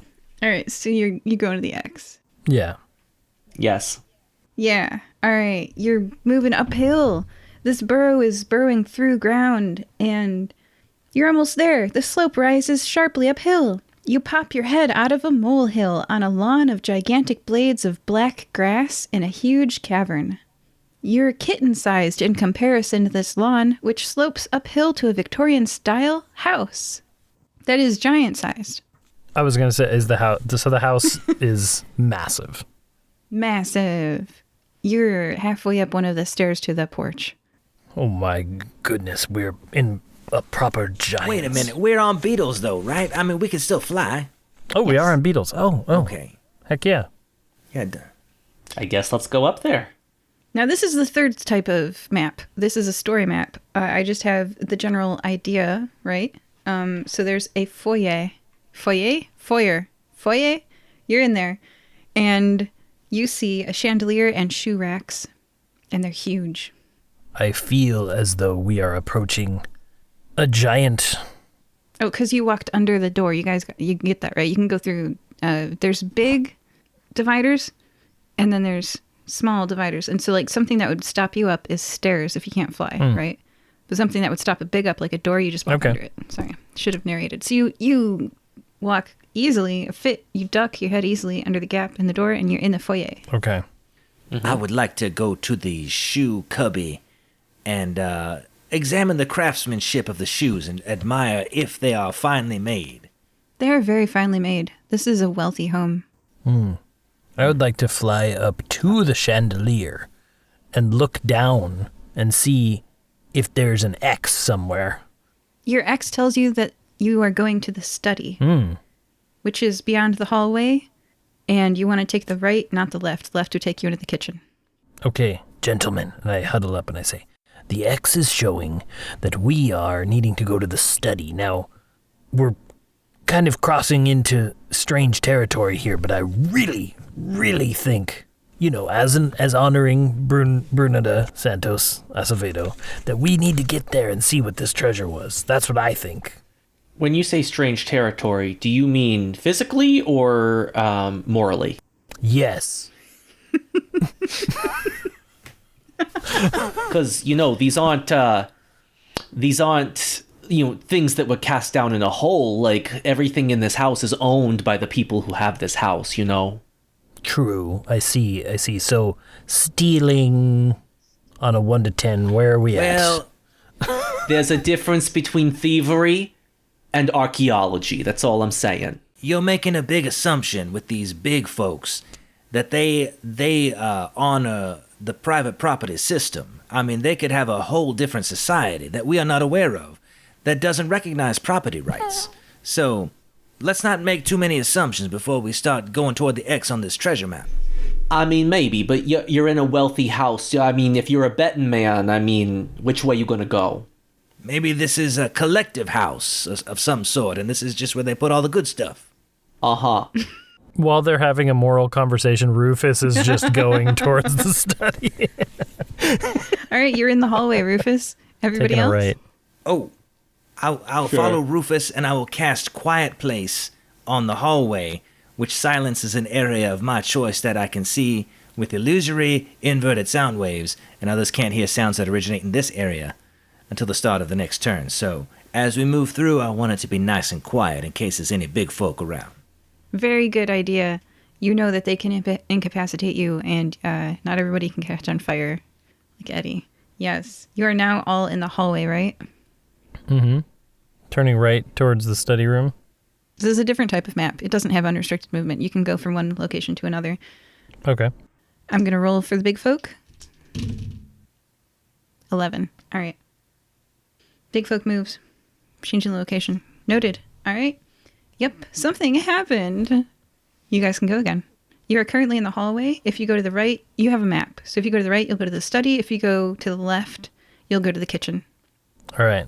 Which has all these fun things to hide in, like spice racks and cupboards and in a drawer. So cute. You'll never get there. Keep going. Can we go underneath the study door? Yes. All right. Doors do not hold you back like they do bigs. I want to fly directly under the study room door. Okay. Are you moving quietly? Yeah. That's what I want. That was the huddle. Our room, you don't have to do that because our room is quiet. You can make as much noise as you want. Well, but if I move into the next room, That's what I'm worried about. So I'm gonna sneak through into the study. Very good call. You are in the study. I will wait to describe the study until I know what your friends are doing. Well, I'm also going to go into the study. Quietly or loudly? Quietly. Okay, Lothario. Okay, so cigarette in mouth. I'm gonna go loudly to the door, and while under the door, at the boundary of both rooms, I'm gonna cast Quiet Place on this room as well for me and my friends. Another good call. Okay, now just to remind you guys, big folk can hear wings and they can also hear talking. And I will say the big folk, let's just say you don't know if they're in an adjacent room or not. So you've made it to the we room. cast Quiet Place, right? Yeah, so you all are looking. They can't hear us talking? Well, you can't hear yourselves then, I guess. Oh, it says others can't hear the sounds that originate in this area, so that would indicate that we can hear each other, but they cannot hear us. It does say that. Okay. That's the way I read the rules, and I am That's somewhat of a rule lawyer. Yeah, I like it. I want to shout what I would have shouted if the giant would have ever found you. So you escape from this adventure. I'm going to end the episode eventually one day with not having encountered the giant. But I just want to point out that it would have shouted, "Fee, fi, fo, fum, I smell the blood of a home invader." Okay. That is appropriate, yes. And we are all bleeding. It's true. And it did see you coming through the rat den because of the eye. Oh, it's the user. And then I was going to make a certain reference. You'll never get my precious, my precious. Oh, there you go. Okay, but so we're just going to move on. It'll never find you. You've made it to the room marked by the X. X marks the spot. And what is this? A square room, huge, with bookshelves lining the walls and comfortable armchairs 5 times as tall as you. You see it, 3 body heights up on the 3rd shelf. There, in pride of place, with a recessed light shining down on it from above, is a beautiful treasure. Gold. A vertical oval. As if it were a pendant setting, because to this giant it would probably appear no larger than a necklace pendant. There's a glass vial in the middle of this gold oval, with a neon green liquid inside. And do you mean it vertical as in like it's standing upright? Yeah, so it's an oval, like a pendant is an oval, like a locket, and then instead of like a stone, it's a glass vial and it's got neon green shining liquid inside it. And I look at Eddie and I say, Eddie, is that the same like your go juice that you got? I think so. I don't know how to tell. Well, what are we waiting for? That's got gold on it. Let's get it. I mean, again, are you guys morally comfortable taking things from a sentient house? So, this is what I know. I know that Bruno de Santos Acevedo had a map, and that map had a second part, and we found the second part, and it had an X, and the X is pointing to this thing. It is significant. Based on what I see, I don't think these big folk made this, or I don't think they purchased it at their local market. I think they took this thing, and it belongs in a museum. That's what I'm trying to say. Also, maybe this is somebody working for the Deep Ooze that killed Charlotte and Brunida. Look, you can maybe all you want. All I know is there are things that are mine and there are things that are not mine. There are gray in-betweens, like things that are down in a dusty hole, or things that someone agreed that we could take. This is not mine. Is there a window in here? Yes. Is it open? Yes. Can I use telekinesis, the grasper ability, pick up the locket, and drop it outside in the dirt? Really? Yes. Just let me know if you're going to do that. That was my plan. I wanted to drop it outside so that it's outside and it doesn't count as anyone's anymore. All right. So the telekinetic ability reaches for the gold oval with the neon green glowing glass vial in it. Echoing like when you sing in the bathroom, a gravelly voice sounds from somewhere nearby as it starts to move. No! Gravelly voices aren't my thing, but I'll try, you guys. No! And it's definitely like a you-sized voice. An us-sized voice? Mm-hmm. So it must have sensed the motion. No. Like there's someone else here. Oh, in the room?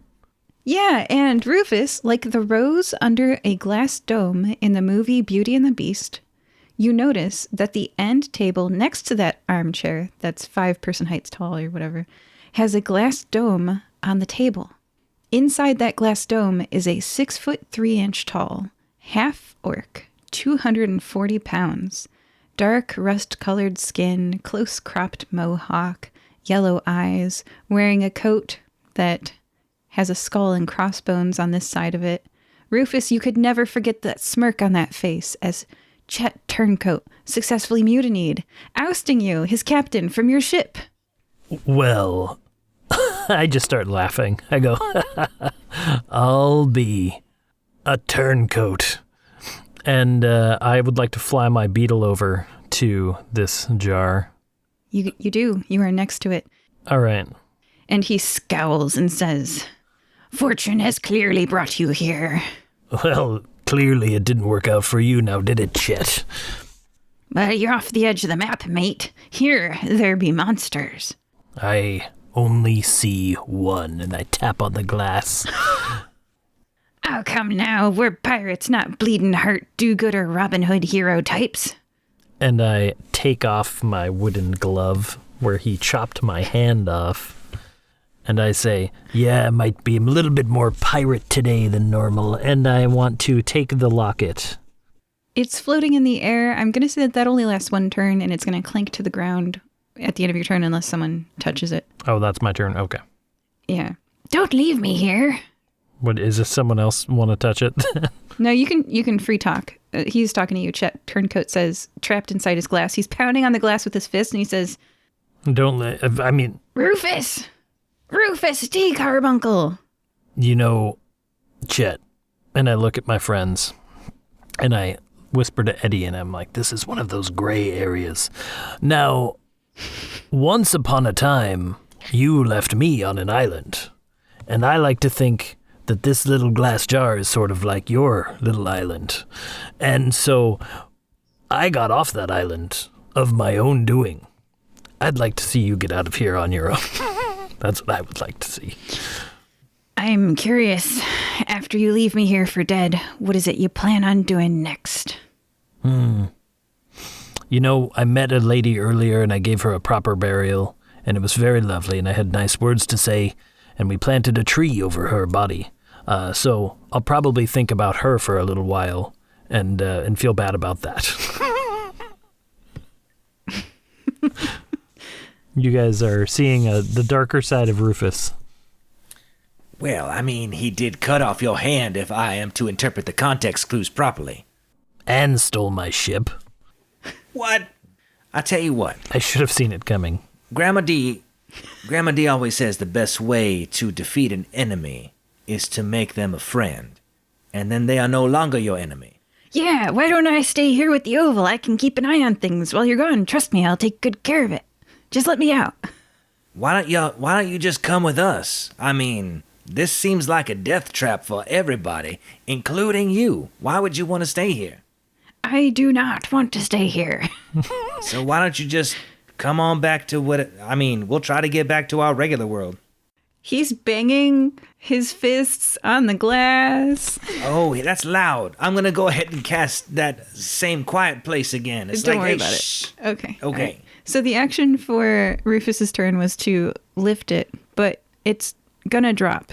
Unless you spend another point, it's going to drop. Someone's going to have to touch it. I mean, you're going to drop it out the window? I would Okay, like to touch it at this point. Now that I know Chet's here and he's wants me to let him free, I will grab it. Okay, and then Eddie, just want to know what you're up to. You've got a prisoner in a glass dome who's shouting obscenities at Rufus. You got Rufus shaking his, the wooden gloved, articulated glove is off, and now he's shaking a stump at the guy. Yep. Something about my ship. And you've got Lothario.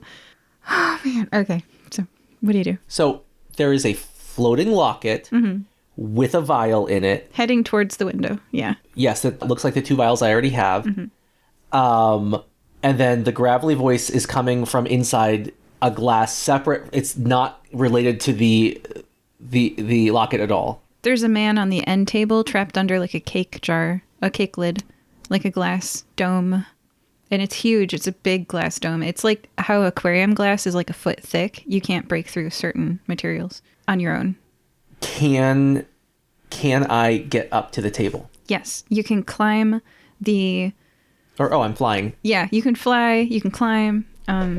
There's an...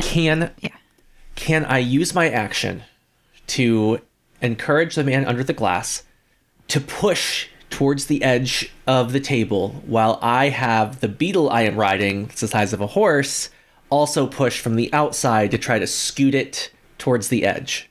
Yes, and you are doing that, and it is working. And Rufus, you can react. You can either grab the amulet, continue moving Grasper to move the amulet, or you can stop Eddie from freeing Chet Turncoat. And Lothario, I'm going to let you act first. Because we're at the top of the round, all three people have an action. So Lothario, what do you do first?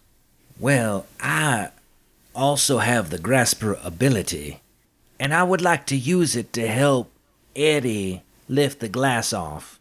Noted. And just if possible, I would like to kinetically move it like out of the room into the hallway. So like there's a crash over there that may distract folks. No? Eddie's You giving... can't. Okay. It's bigger than the palm. Oh, that's right. It's not that big. All right. For what it's worth, I'm not going to crash it. We're going to get enough of a gap at the edge of the table so he can slip out. Okay. Well, then I will help you with that. Okay.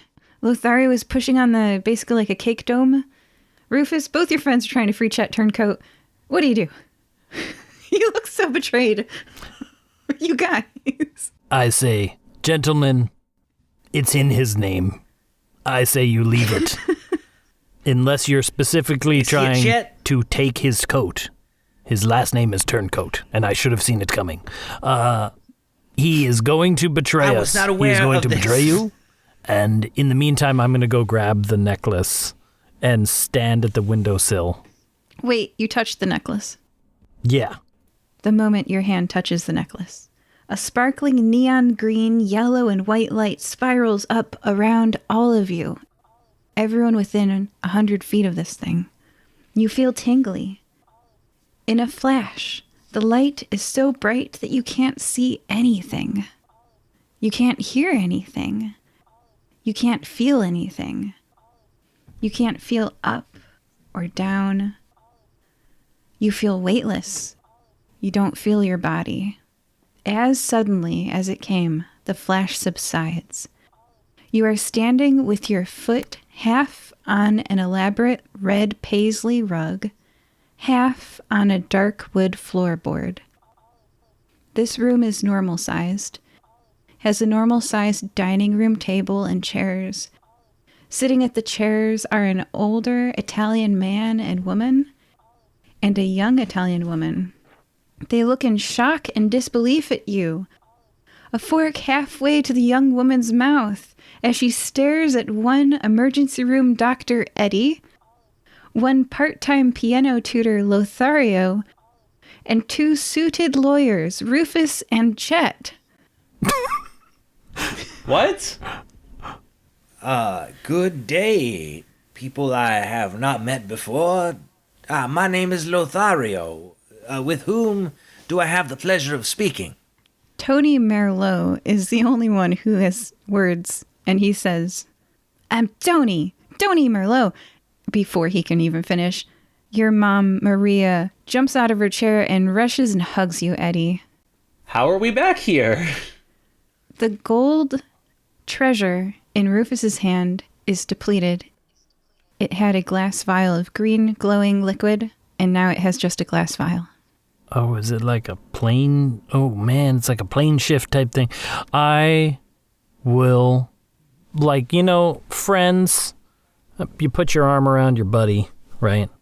I'm going to put my arm around Chet real tight, just like uncomfortably tight. I don't want him going anywhere.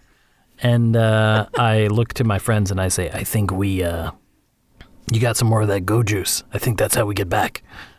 And you have a memory of, you have a long history. You guys are rival law firms, actually. Me and Chet? Yeah, you have your own law firm, and Chet is part of a larger law firm, and you were heading on partner track to be a partner in the law firm, but then Chet betrayed you, and Chet got partner status, and that's why you have your own practice. The Pirates of Earth. My goodness. A lawyer. It's all coming back to you now. Do we remember our old lives? You remember both lives. Oh my goodness. Your life as a pirate and your life here. And Lothario, your parents are teachers. And that's why you find it easy to make some side money as a piano tutor. But really, your dream is to be a rock star. How am I dressed currently? The same way you were dressed. Red kimono and scarfdana? Yeah, it's very Tanager-esque, yeah. Okay, that's all right. As long as everything's intact, I'm good. You check everything's intact, and you can still play the piano, you still remember, you still know how to play the guitar, and there are some instruments here, like the electric guitar, that you know how to play. Oh, fantastic. Do I see a piano in oneshot? No, the Merlot house does not have a piano. And Eddie, we're back to you. This is your mom and dad. This is your sister. Well, I guess this is it for me. We're back home. I was not expecting this. Eddie, where have you been? You know, I think I've been dreaming. Then who are these people? Well, they were in my dream too. Eddie, that's not normal. People don't just come out of your dreams.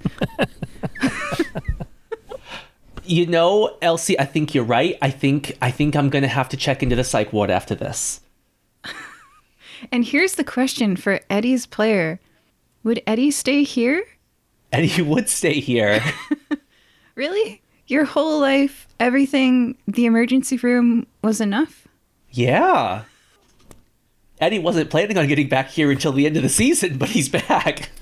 Well, you got 2 tickets to come back, it turns out, so you can visit for now. And, evaluate. Oh, that's true, because you had 2 more juices. You saw magic. You saw a spaceship. You saw a whole new world. I'm going to go ahead and put my arm around Eddie and say, look, I don't want to be here because my family is over there. And I want to be back there because that's where they are. And if your family's here, I understand. You want to be here. You were great back there. And I really enjoyed having you on our side. But you got to make a decision for you. And I'm going to support you either way. And I know how important family is. But just, whatever you need, we're here for you.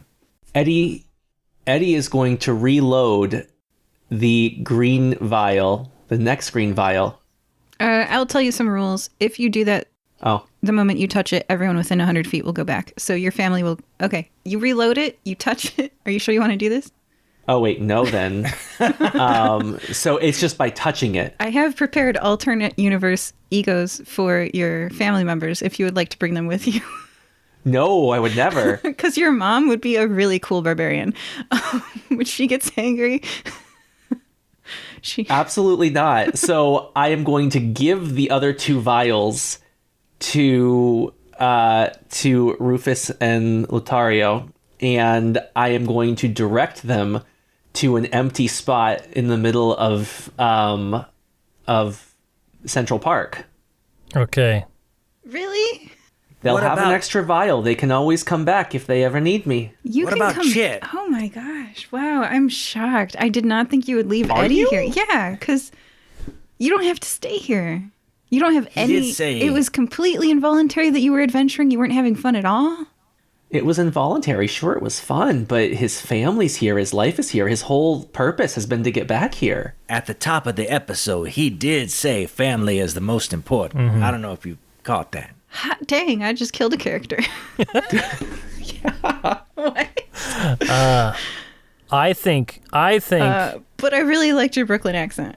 I was going to say, I think we should leave in pirate voice, I think we should leave the vial with you, Eddie. Not, I don't think we should take it. I think you... Without the locket? No. Oh, well, You just don't load it in there, and you got 2. You put 2 together, you go. Oh, I see. So it's a one-time thing. Each vial is 1 use. Oh, boy. So if we touch the locket, does the locket come with us, or does it stay here? The locket came with you. It's in... Who touched it? Was it Rufus? Yeah, I touched it. Yeah, so it's in Rufus's hand right now. If you load it with the vial, then you'll all teleport to wherever you want to go. And if you don't load it with the vial, it doesn't activate. So just saying, Eddie, you could... Whatever you want to do works for me. Oh, he's here. He's gonna stay. Oh my gosh. Okay. All right. So describe what happens. Eddie, quick question. Do you have in this house just like a length of rope? Maybe, I don't know, handcuffs. Extension cord. Something like that. We're Italian, of course. Okay, cool. I would like to ask to borrow some sort of securing device. And... He produces some rope. Okay, great. And then I'm going to be like, all right, hey, me and Chet are going to go chat about something in the bathroom real quick. Just real quick. Give me a moment. Yeah. Yeah. You accomplished what you were setting out to do. Wonderful. And then I leave the bathroom and I say, Chet had a stomachache, and then let's go to Central Park, huh? You go to Central Before Park. before we go, is the food that the Malot family that they're eating, does it smell delicious? Oh, you didn't leave before eating dinner. Okay, yeah, I was gonna say. Maria would never let you. Okay. No. You're very full. You are too full. Then all is well. I'm happy. Okay. You're so full of like meatloaf and like heavy food, you know? Nice. And you're in Central Park and Eddie's with you. And what do you do? I mean, I say, Eddie, are you sure, man? 100%. Everyone is so surprised by this. I'm not totally surprised, but I will miss you. I look in my pockets and I turn them out. And I say, all I have is this rubber ring. I would like to give this to you in memory of our time together. Uh-huh. Yeah. Thanks. Is it used? I found it in... They clean Okay. off good. It's fine. And I said, I guess this is it. I will play a song for Eddie on my platinum flute, and a haunting melody will echo through I would assume, the early morning mists of Central Park. Like there are a few joggers and stuff around, but it's mostly empty and it's just the 3 of us, and there's just this serene melody that exudes from the flute, almost magical. Where's your friend Turncoat? Nowhere to be seen. He had a rough time with the food from dinner. Oh, you tied him up and left him in my bathroom. That's fine. Yeah, He'll no. love it here as a lawyer. Yeah, no, that's exactly what I did. All right, well, I guess we load the necklace up and go. And with that, joining us on this adventure were Lothario. I had a great time, and I met a lot of rats, but in the end, I hope to see Eddie again. So, Rufus. wait, real quick. You said that Yeah. it was 2 charges of the necklace? All right. Even though he doesn't have the necklace, I want to flick the jar to Eddie. The last vial. Where there's a will, there's a way, is what I say. Just in case you ever find a way to come back. And then I'm going to say, also, screw you, Chet. That was like your whole goal with, right? Yeah, pretty much. Yeah, you wanted to do to him what he had done to you. Uh-huh. He left you marooned on a desert Exactly. island after taking your boat, and now you left him to be a lawyer. And for the last time, I guess, question mark, Eddie Merlot? Yeah, goodbye forever. It's been fun, y'all. See you later. Bye. Welcome to that part of the show again, where we do a promotion swap with another podcast. If you're interested in doing a promotion swap with us, let us know. Today we'd like to mention our friends over at The Hundred-Handed. The Hundred-Handed is a fully voiced audio drama about the tattooed magician Evan Wexler and his werewolf partner V as they spend their nights prowling a shadowy Texas underbelly full of frenzied monsters and mad sorcerers.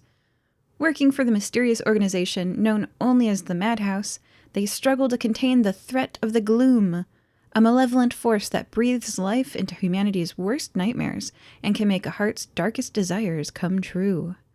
The full Season 1 is available now, so check out The Hundred-Handed, as well as a second, larger Season 2 coming soon that continues chronicling the adventures of Wexler and V. As well as The Hundred-Handed, keep an eye out for The Shadow of the Shadow, also by Dream Sculptor Studios. The Shadow of the Shadow reimagines beloved short stories, updating them with a modern twist.